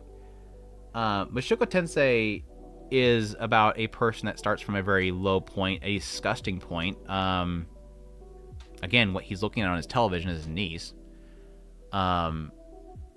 It's a very disgusting person who tries to start over and trying to do better in his next life so that he can have happiness. People have a habit of tier listing sins. So an easy example is, do you find somebody as abhorrent when they admit they stole a candy bar versus them saying they murdered somebody? Of course. In the human mind, we see one thing as, oh, well, that's wrong, you should have stole that, versus, holy crap, get away from me, you might kill again. I don't care that you might steal something again, but I fear that you might kill again. These two things have a who did you kill? Was it somebody I knew? These two things have significant differences in what we tier worse. So yes, somebody that is a young boy that bullied somebody, we give that less weight than somebody who, again, is looking at his niece in an inappropriate way. It's technically more of him, he's experimenting, but it's still bad, right? These two things are significantly different in the views of society. And I don't blame people for viewing this as being much more difficult. It sickens me. Much more different, much more sickening to think about than a bully. Now, the bully is wrong, but I think it comes down in value a lot, at least for me personally, because he's so young. Again, it's just like her. She's dumb. She's a dumb kid. This kid's not... It's still wrong, and I dealt with it when I was young. It hurts me. It hurts watching her bully. But this I view as a child that is being manipulated by a really... All the kids in Takabi's original sin, honestly, in general, are dealing with horrible families. And those horrible families are twisting how the kids view the world and how they respond to each other. And even the teachers and how they respond to the situation is horrible. So it all kind of... It's just human nature to tier list pains and sins. So I agree with you that it's hypocritical to be okay with one nasty main character versus another, but I understand why people have that problem.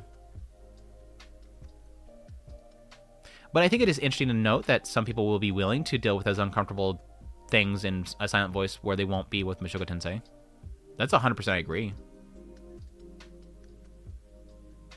The people that pro clutch with Rudius are actually quite toxic IRL. I think a lot of people do. I think a lot of people will demonize somebody to make themselves look better. That 100% is human nature. Why does the bully make fun of the fat person?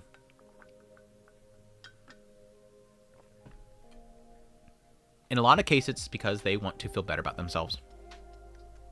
If I can make focus beyond how ugly this person is, people won't see how ugly I am. That is a thing that people do. Why? What is a mean girl?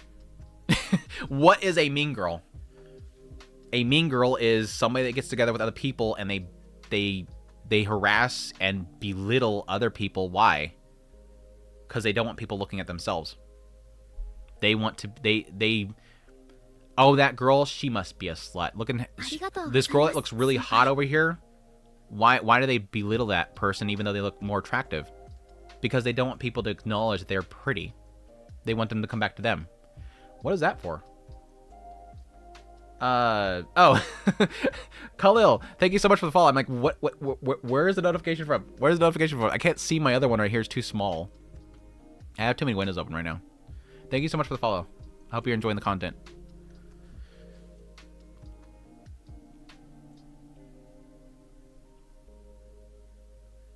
That could be your next clickbaity video headline. Bad Andrew, the director of Spider-Man V&D is directing Naruto next. Anime may get more popular. Oh, it's too late. It's already too late. It's already too late. Kaneko, thank you so much for the follow. Appreciate the support, man. Hope you're doing well. I can't still believe that Rudius went to the cellar to pray for those damn panties. I've been seeing them around since season 1 stopped. It's so fascinating, dude, right? Though it's so fascinating though, right? Because he literally makes it a religion. In his brain, it's comfort to him. It's so weird. I love that stuff. Also, there are people who dislike Hoshiko Tensei. I also want to see less slavery than medieval times as slavery. Also want to see less slavery when medieval times has slavery. Yeah. It's an uncomfortable reality of the world. And again, I keep saying that it still exists to this day. I like acknowledging that slavery exists, not because I want it. I want people to not forget it. I love people never forgetting how horrible it is. Because we shouldn't. We really shouldn't. That'd be fine by me. 99% of the anime are super obscure anyways. Yeah. You already did a video saying that doesn't want anime to become popular 2 years. Yeah, I made a whole video. I made it before things got really crazy. I did it before. I mean, it was like right after the cusp of like, you know, the COVID stuff pushing it. Like, actually, I love anime, but I hate people that coming in it. But I hate the people coming in on it. Hack people where attacking the author for things. So I don't want anime to become popular anymore. Yeah. As in, the more popular anime gets, the more it becomes the spotlight. Thus, more people. I mean, again, we have like cases of so many, you know, people leaving social media because, you know, these series are getting popular, and social media is technically geared to reward you for creating outrage.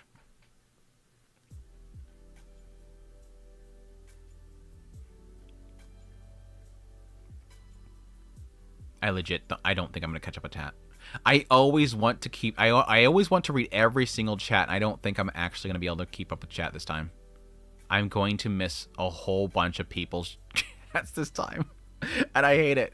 I hate it. Just watch Virgin Punk. We need to get unapologetic anime like that. Yeah, I still need to watch that one. Unfortunately, it wasn't available near me. Or people need to read the book. Sadly, the school system has affected people's joy of reading. When I don't think it's the school system. It could be the school system, honestly, but I think it's more just social media in general has made people not read anymore. We read too much from social media.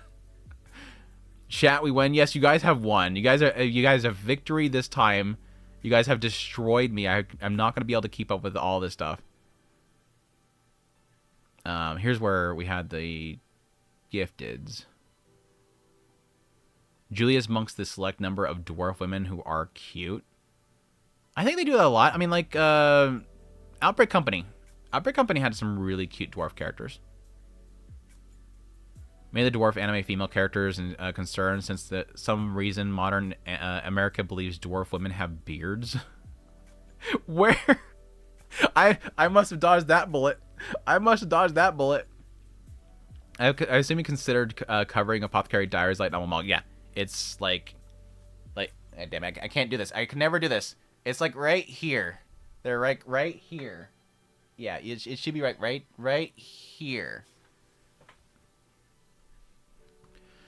I think I'll probably just read it.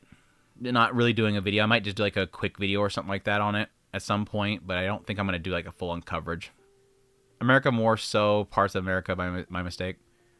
The most important parts of isekai fantasy for me is characters on how real the world feels. If a status level up menu pops up, most of my enjoyment disappears. I do think that the gamification ruins it sometimes. I agree with you. I'd call it gamification. I do think that sometimes the gamification sort of breaks it for me. Like I like full immersion, and I think the gamification sort of reminds you that it's a game, and that it's not reality. Like it's just a simulation, like a VR MMO. I really love the Bookworm ReZero. Lord of Mysteries aren't like that. Yeah. Shout out to Netflix. Dropped one episode and went offline. Right. They've been saying how for 3 years how High School DxD is getting another season, but things are quiet and stop. Yeah. This Goofy Hard 8. Jane Soldier has been really good for ecchi. If you're an ecchi fan, that's definitely a place to look at. What's this website? I'm assuming AnyList on the screen right here. AnyList.co. 100 Girlfriends. It's funny that you said it. It on point.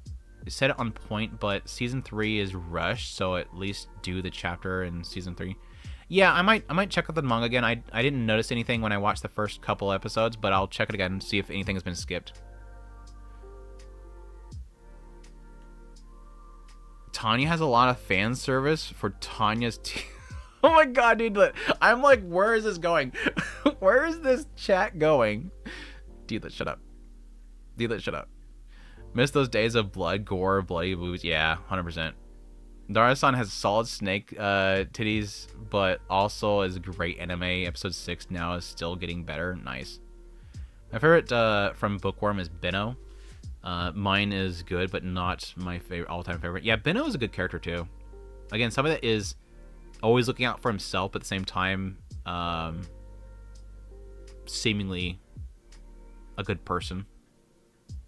Like you always kind of question a merchant.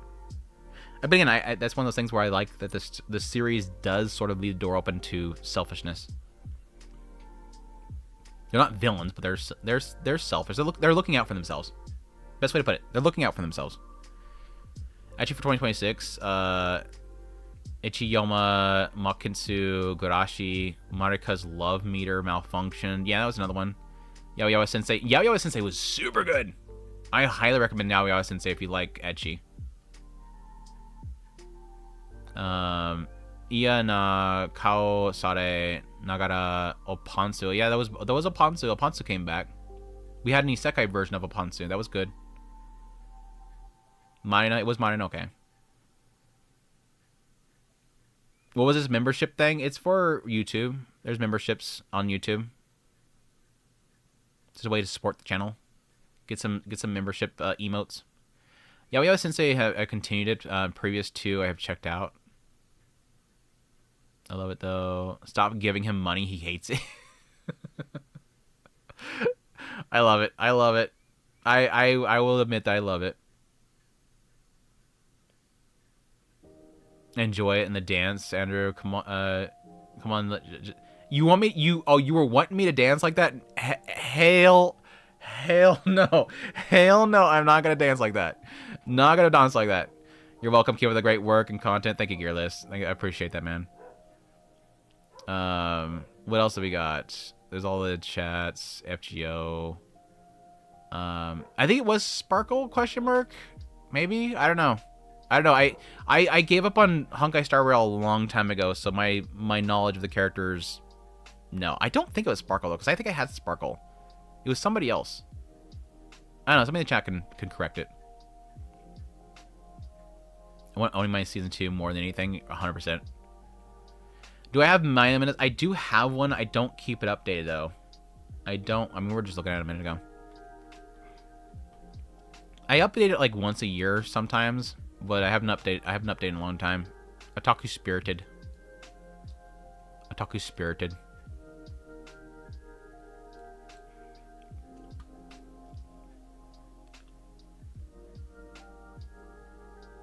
Only every YouTube tab being 800 megabytes. I don't mind it not working. Affirm can't emote. Well, that's because Twitch is better. I think Twitch has a much better experience for chat. 100% agree. YouTube has always been focused on the streamer, whereas I think Twitch has always been more focused on the chat. I wish YouTube would take a lot from... Like, I always keep saying, it would be great if membership emotes on YouTube was like Twitch, where you can use them elsewhere. Having, if you're a member of a channel on YouTube, that you don't get ads, or maybe limited ads. There's a lot of things that Twitch does that I think are really good. Okay, Darth Vader killed an entire temple of kids, but people love that guy, right? Okay, there you go. There you go. That's a good comparison. That's a good comparison. 100%. Darth Vader is extremely more questionable than Rudius Grey Rat in that regard. Holy crap.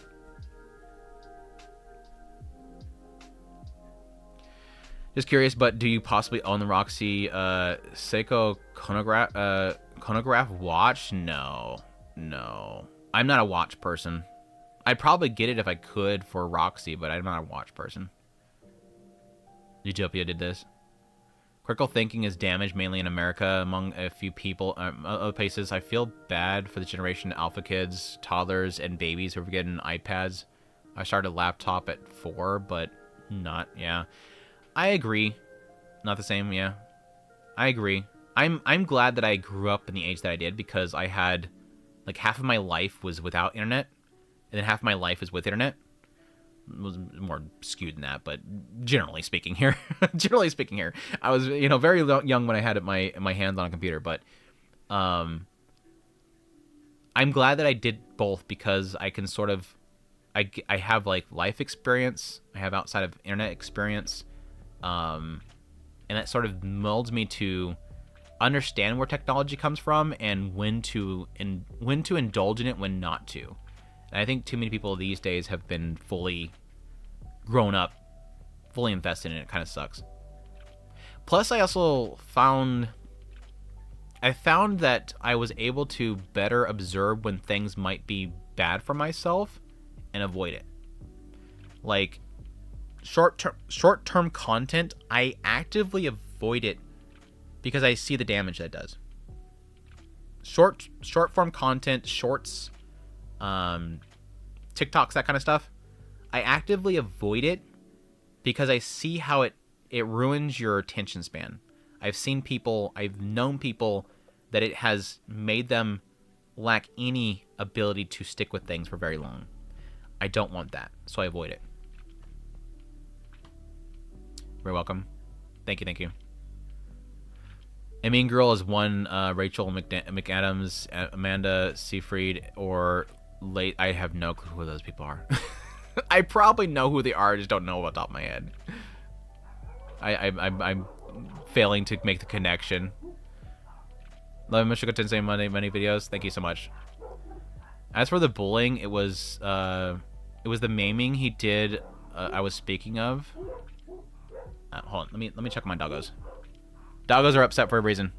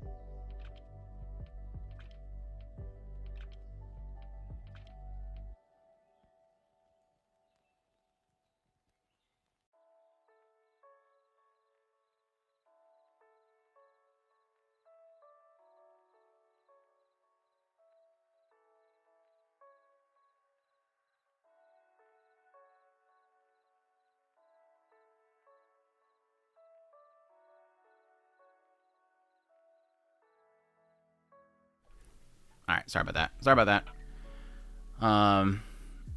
Said as for bullying, it was mainly maiming he did. I was speaking of. He completely destroyed her ability to hear anything out of one ear. When he ripped it out, hearing scarred her ear. But yeah, and again, it goes back to, like I said before, it was like a lack of understanding. I think if somebody sat him down and said, if you take this out, it's going to hurt her, he probably wouldn't do it. It's like, again, it's a juvenile mindset of not understanding what he's doing. But I agree again. There's an element there where people kind of tier list what people do. There's also stream on Twitch, and Twitch is a lower latency, so I switched from YouTube to Twitch. Yeah, I think there's like a difference in bitrate or whatever. Holy Relic even world standards. It's a Holy Relic even to world standards. It fits what you would classify as a Holy Relic. Yeah. Too much sequels in fall. There's barely any brand new series. A Wild Last Boss appears second season announced for fall yesterday. Oh, they finally gave it a fall. Nice. No, I think there's a few. There's a few shows that are in fall this season, or that are sequels, right? Because you have like Sword Dotteroo. Rom 1/2 is coming back. That's having a second season. That show is having a second season. Whoever's watching that still. Oh my gosh. They're remaking Dragon Ball for the 50th damn time.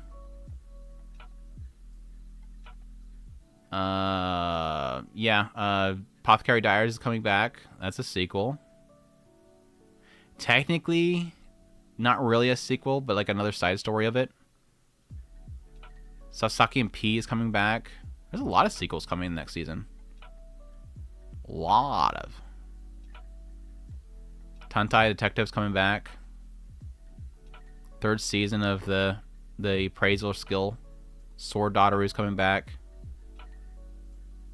Tokyo Revengers. There's a lot of sequels. A lot of them. Lot. They're attacked by Wally enjoyment, so I really don't want it to be popular too. Right. We beat him. I think too many authors are soft, probably because they don't want much interaction. They don't have much interaction in English. I think a lot of them just want to. I think a lot of people will soften their stuff for the sake of broader appeal. A lot of these companies and a lot of these people want to have a broader audience appeal. It's fair to have a lower the amount of comments. Anime with the dwarfs, 15 pages of characters. Outbreak Company has a dwarf. Have to read the light novel. Yeah, they were super cute in that series. I love Outbreak Company. If you guys haven't watched Outbreak Company, it's really good. Do you have thoughts on what you might get into after Mushoku Tensei for light novel? Send us a bookworm. Look for something new. Send us a bookworm. I'll be doing a sentence of a bookworm. I was going to do ReZero, but ReZero is technically going to be going on for forever. And Bookworm's done. And I like Bookworm, so. And I've heard that it skips a lot of stuff, so we're going to have a lot of stuff to cover. Apparently, we're going to have a lot of stuff to cover. I've heard there's a lot of content skipped of Ascended Bookworm, so. Seeing a fantasy anime not be a isekai is wonderful. 100% agree. Have you seen a freezing anime? Yeah. A lot of hate because it covered Bridget being abused by a stepmother. The question is, are those scenes okay because it's not like anyone's excusing the brother's actions? I don't remember that part, so I can't really make a comment on it. I mean, I don't know if I watched too much of it either. Well, those are purely endearing. It's funny when they are slightly because the juxtaposition norm bots could never understand. Yeah, it's getting one of those kind of areas where you're either gonna be accepting it or you don't like it. Look for Chain Soldier, Mato Slave, packs a bigger punch. I'm looking Chain Soldier. I'm liking. Okay. Read the next comment. I'm liking it. It's good. It's good. It's not like the greatest thing ever, but at least it's got like substance to all the ecchi, right?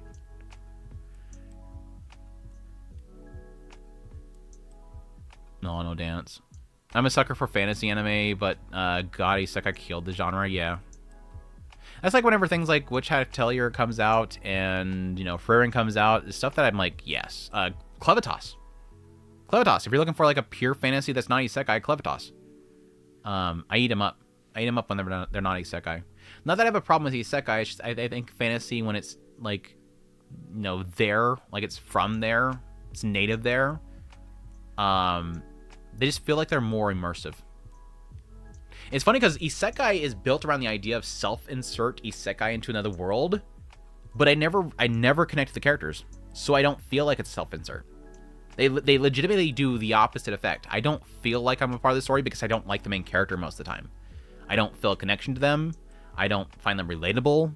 I don't even find them to be like, they don't make decisions that I would make.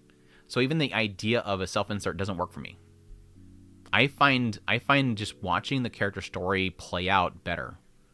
I don't feel like they're trying to make me relate.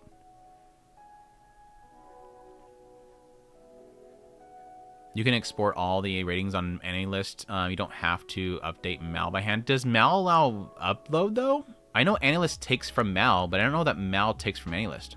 Question mark. Does it go backwards? He has the high ground. How dare you? He has the high ground. Fantasy anime and isekai need a break from each other. Isekai is a cyberpunk anime. Isekai in a cyberpunk world, that'd be interesting. Isekai into future more settings would be interesting. Lelouch Light are far the worst. Yeah, Light is really... Yeah, Lelouch too as well. Very nasty characters. But again, it's tier listing. A lot of people will excuse Massacre. Good example, Tabat. Back when Tabat came out, the beginning at the end. Anyways, Tabat. When Tabat came out, I got to see a lot of the arguments that people were having between Tabat and Mushoku Tensei. That Tabat fans did not like Mushoku Tensei fans didn't like Tabat, blah, blah, blah. I didn't really care. But I found it interesting that when I watched the first episode of Tabat, not really knowing, I knew about it, but because I read part of it, but I didn't really get a lot of that backstory stuff. Or I didn't really kind of analyze it. But my argument was that I made when it first came out was that, what are we talking about here? Tabat opens up with the main character being extremely nasty. Like, this is a dude that's massacring people.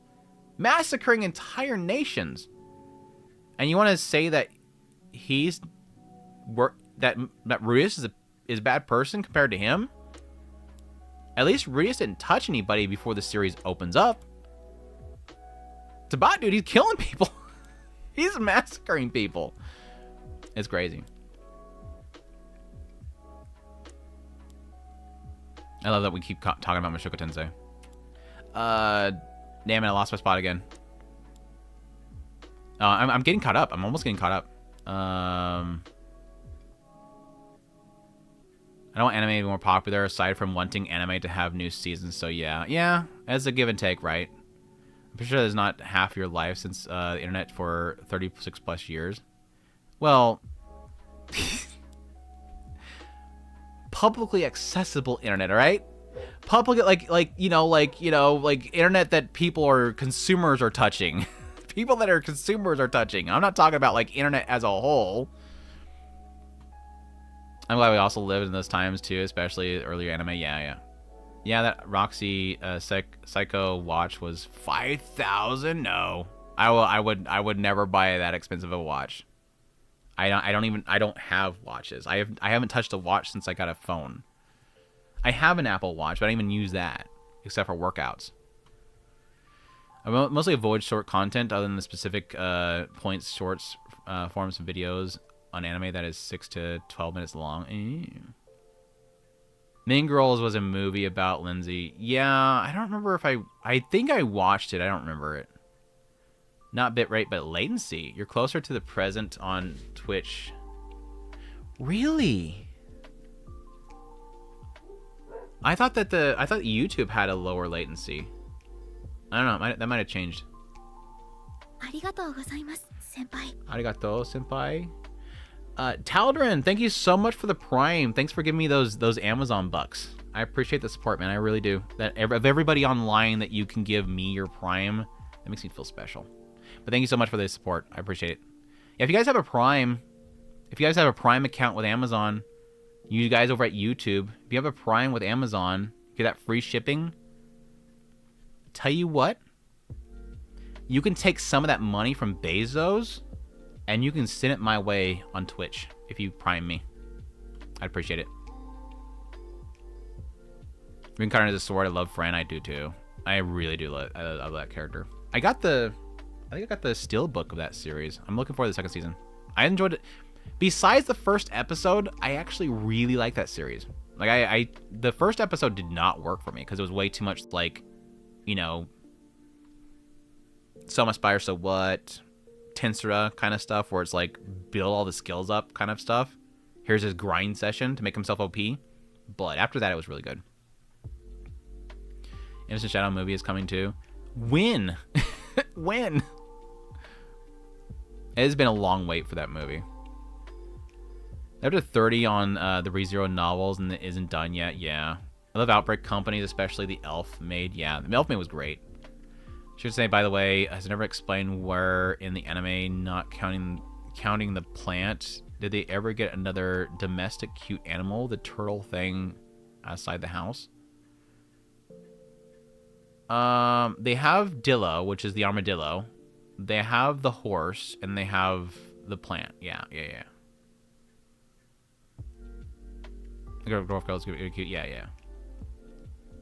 Thoughts on upcoming Cyberpunk? It looks really good. It looks really good.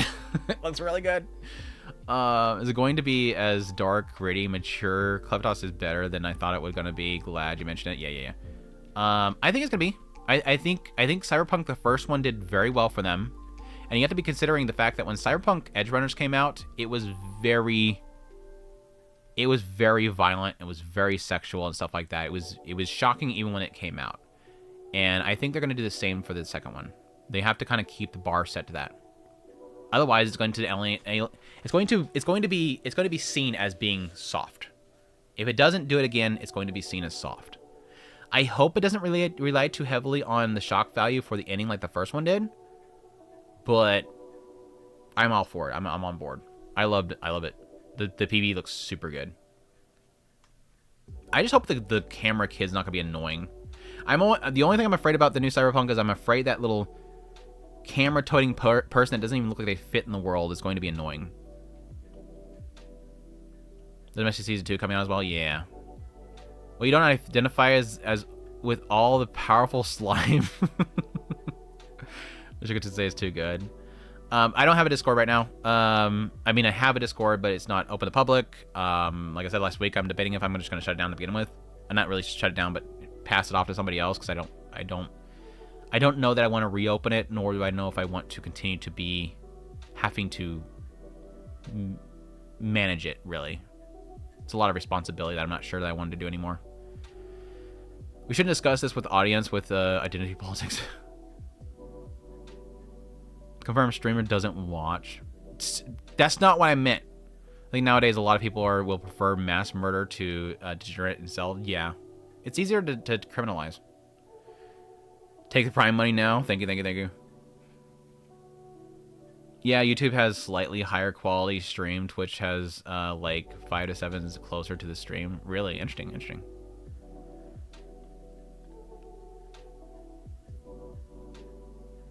Oh my gosh. Wait. I just updated with all the text. What is that? I just see the big old massive wall of text. Yeah, Lord Latency wants to see streaming both of YouTube and Twitch. Yeah, latency seems to be crazy high. Use a timestamp for reference. Here's my take on sex versus violence, murder, and fiction stories. Going to copy and paste what I wrote in the comment sections about a topic of Michikutense as to why Rudius is so hated when he's super tame and actually a good guy in his new life. All things considered, here goes the copy paste. Tell me what you think. I might read a little bit, but I might not do the whole thing because I do have to wrap up. All boils down to the normalcy and one of the bad things of media concept versus the other. And the desensitization of the media concept versus the other, plus the level of anti-sex. I do agree with that people often have been sort of allowed to be more acceptant of violence in media versus sexual stuff.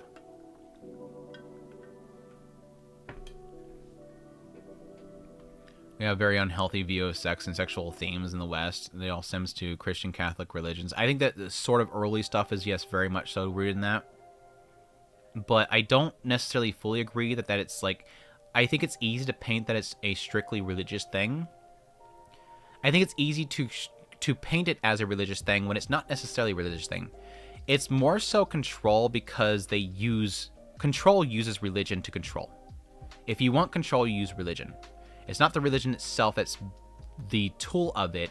It is people using religion as a tool. Because if it was the case of it being strictly religion was being the core issue, then things like violence would not be allowed. It's just that they use that in order to control sex. So I'm on board with you, but I don't think it's 100% as much as you think it is. Or I don't agree with it being fully 100%. Based on society, influence-based values, and beyond detachment from religion. For even individuals that consider themselves independent, agnostic, atheists, and otherwise are also affected by several centuries-long indoctrination affecting our core values, with murders and I think there's a lot less of that control anymore. I think religion's control on politics has been like, it feels like it's been gone for like 10 years at this point. And again, I think it's just strictly at this point just politics. Political leaders using anything they can in order to control. When murder and or violence is definitely worse, glorified and approved by many forms of media, whether it's been mythos, fiction, other religions, the point of being normalized, the point of emotionally affected. Agree, sort of. Back to Rudius. The reason that character Rudius is hated in the story takes itself seriously is that he's portrayed as a flawed character is such a matter that doesn't bode well with perspectives that this level of indoctrination stemming from centuries of old norms and define what we should accept and or abhor. But again, I go back to what I said before. I don't think that has anything to do with religion. Well, no, I don't. I think it goes back to what I said before. I do agree with you that I think what you sort of set up there is, I think, partly true with why people tier list the sins of Rudius so far is because sexuality and perversion. But that I want to express, people have to stop ignoring the fact that what he is sexualizing and thinking about is young children. And that, I think, makes it worse. But I think that if Rudius was only perving out over Ghislaine, people would still hate it, right? So I'm not fully going with that. He literally does it to he expresses something about Zenith at the very beginning, even though we do find out that he has no sexual attraction to Zenith. He does at first ogle her. But like, I don't like this idea of completely ignoring the fact of what Rudius is looking at when the series opens up. Right? That's nothing to do with religion and whatnot. That's a kid. If standards change and based on the indoctrination beliefs change and more media normalizes characters, like, I don't want that normalized. I want stories to be like that. I want stories like Rudius's, but I don't want to normalize Rudius. No. I don't think that's what I don't think you're saying what that reads like, but that's no. The perception in Dormo Pappas was retroactively changed how acceptable Mushoku Tensei plus Rudius is a piece of work. I think media should be allowed to have those stories, but I don't want to normalize a character in the society. It's all about lens of judgment, people judgment through very simple, and the lens change, the judgment will change as well. Again, I want media of that, but I don't think it's wrong to not like that. If they keep Cybertech the same, I agree 100%. I think it's better than Reddit post or tweet, my guy.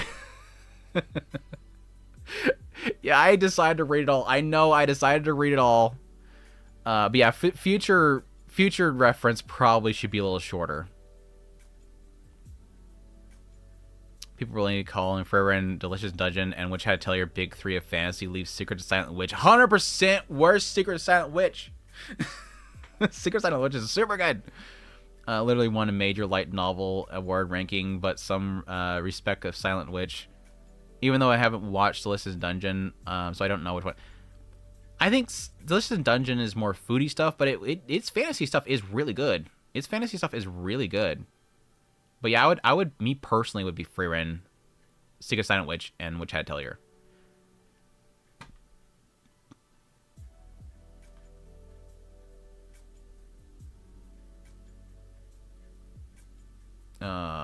Damn it.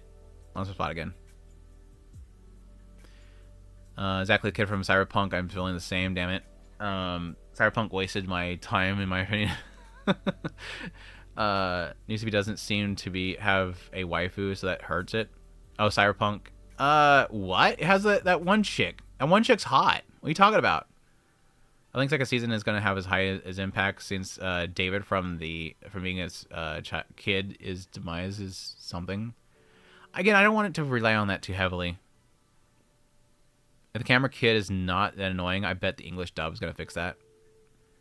Maybe.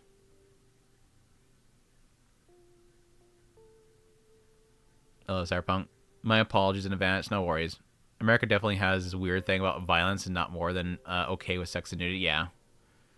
Speaking of fantasy, anime, and isn't isekai, I'm looking them up.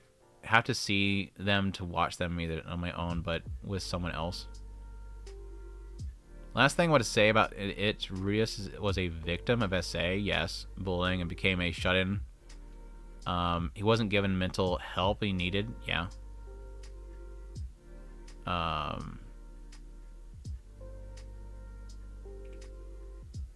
With a kid, but he touched a real person. He never touched a real person. I mean, technically, in the other world, he does touch Edis. That's the argument that people have, is that he touches Edis.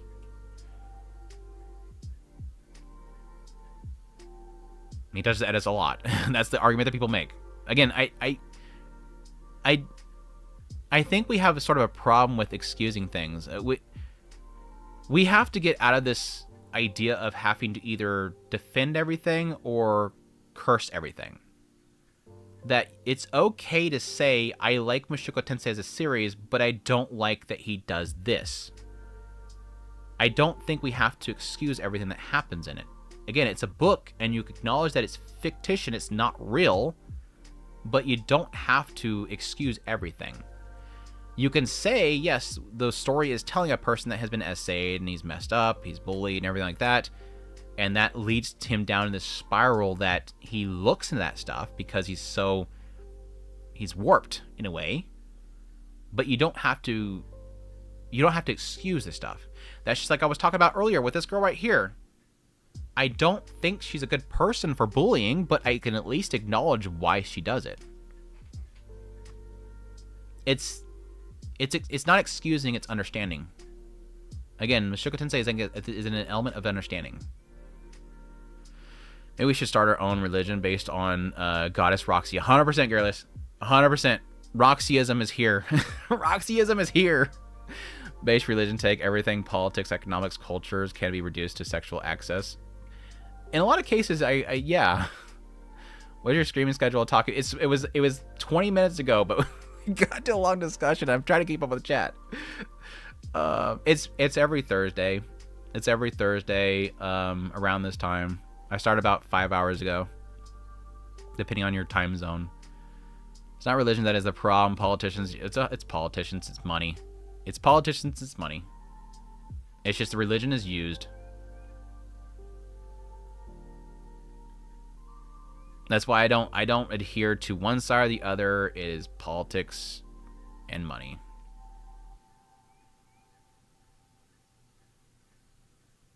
Mischaracterization, though, he doesn't do that to kids. He does that to all women. He fetishes.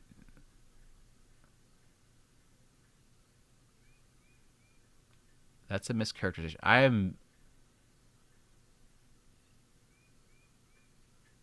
fetishizing femininity in general. The PF file things is misunderstanding of the core issue. I'm just gonna cut the conversation off on that one. Different opinions, but I'm not gonna agree with that. It's not religion, the problem, politics. Yeah.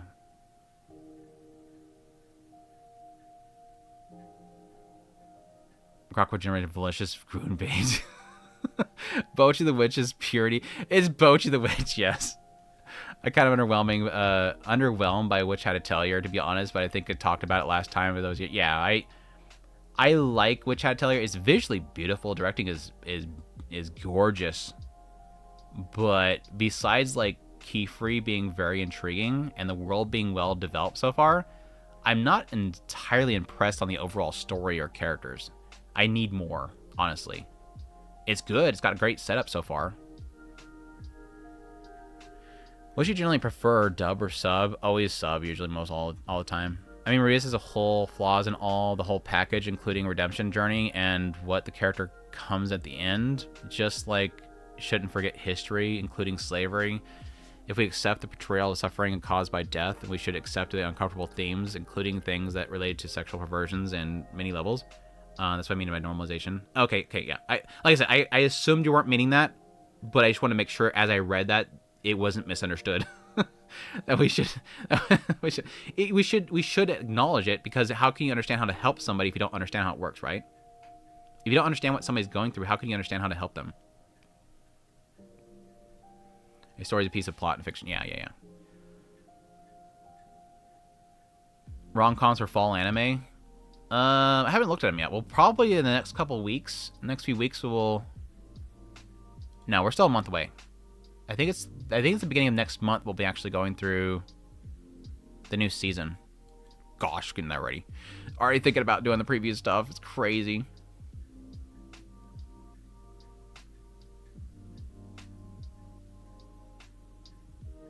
It's almost looking below the surface means characters have reasons for doing stuff. Yeah. I think you are mistaking disliking, not approving versus pure hate of a character. If they talk about rationally, I could get the point, but they are literally watching a redemption anime and just don't really believe in it. Well, it's not a redemption story. Mushoku Tensei is not a redemption story. I don't know. I think I've seen some people call it a redemption story. It's not a redemption story. Mushoku Tensei is not a redemption story. There's redemption stories in it, but it's not a redemption story. But with everything, there's like, or unless you're talking about Rich Hatter Tellier, I fully 100% with you. Rich Hatter Tellier, it's okay. You're talking about two different things there. Everything's can be seen in the extremes. I'm not getting the extremes here. I like it visually, but the story and characters aren't hyping me up about it. Yeah. That's what I meant by it. Acknowledgement. Yeah. I got you.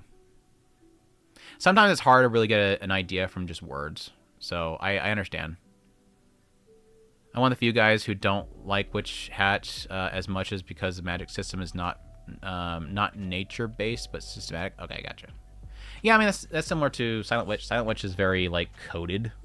It's like math and code. It's kind of interesting.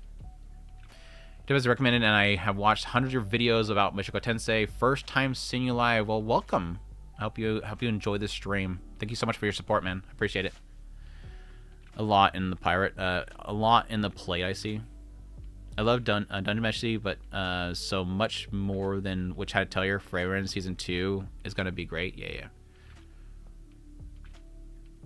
Sci-fi genre is dead in anime, and I think it's just totally dead. It feels like it's so dead. And I think the solution is to do more series that aren't centered around mecha. Mecha can push. Yeah, I think it's because Gundam has made so much money. So many companies want to do mecha with their sci-fi because they want to make that Gundam money. Especially with CGI garbage. Obviously, there's exceptions like Gurren Lagann, Kill la Kill, but it gives us more sci-fi like Ghost in the Shell.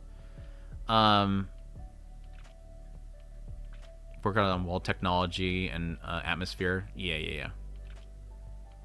Sci-fi as anime is limited to Gundam, it seems like these days. It does seem like it. I mean, we had like the Tell Me Game is Tougher Mobs writer. He did that one other one that was very mecha based. And we had the one last season, which was the Snowballs something. Or is that this season? I don't know. The Snowball Show. I can think it's fair to call someone getting a second chance a redemption arc. No.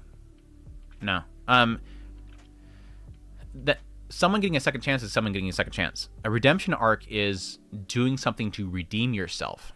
Ruiz has done nothing to redeem himself because he's separated from all of his sins. But at the same time, in his new life, every time he causes a problem, he rarely ever goes to undo it. He very rarely ever does anything to apologize for something. A redemption requires you to go redeem yourself for what you've done wrong.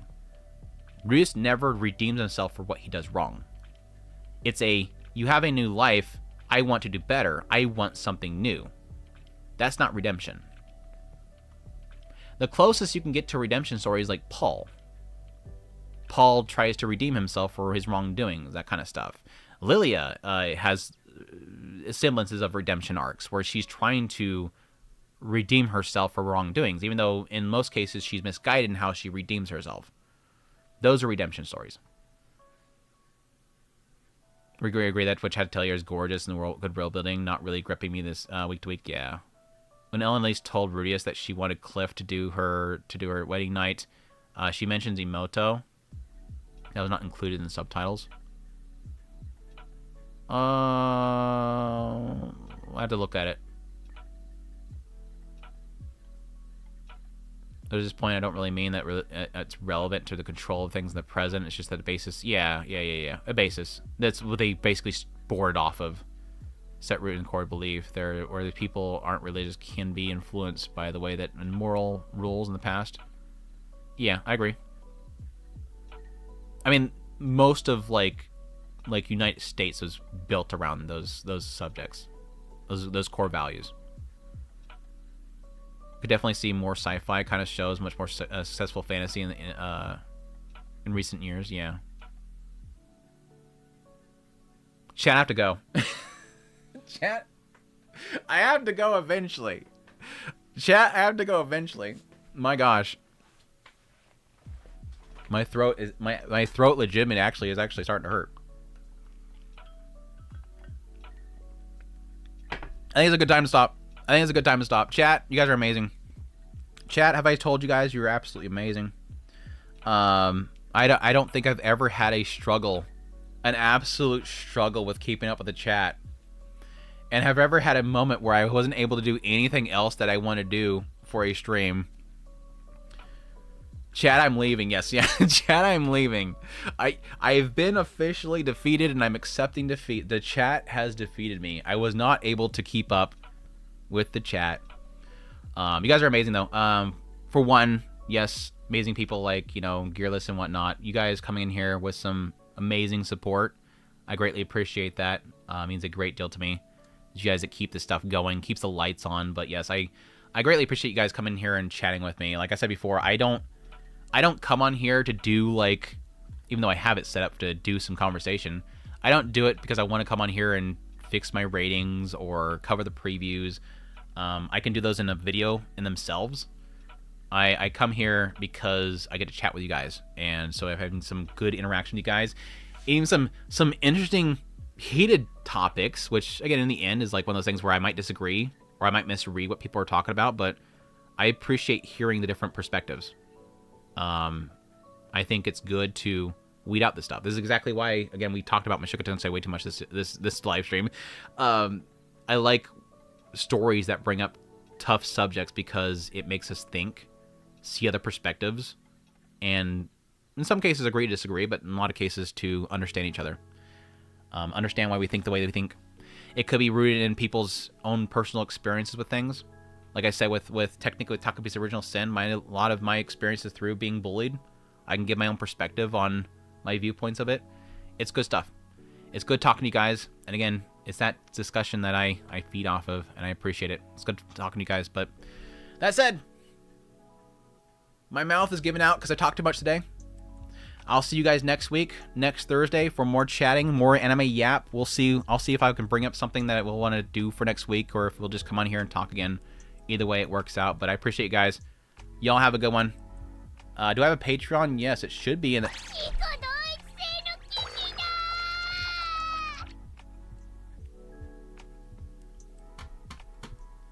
Gearless. I'm trying to end the stream. Gearless, thank you so much, dude. My gosh.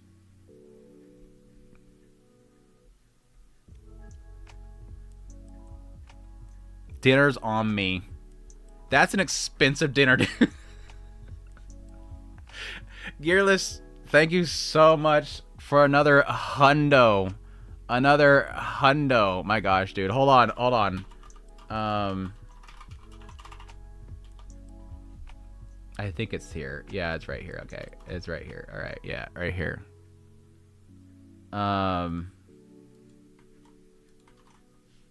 Yeah, there's the Patreon. Gearless, you have a fantastic evening, and you have a great dinner as well, Gearless. I actually smell dinner right now. Dinner is actually here, and it's ready. That's partly why I need to end this stream, but thank you again, Gearless. You're absolutely amazing. I cannot express that enough. Everybody give a big, massive W to Gearless in the chat for keeping the channel going. But anyways, yes, as I was saying, I'm leaving. Thank you guys so much for your support. Thank you for talking with me. It's a lot of fun. But until next week, until next Thursday, y'all take care.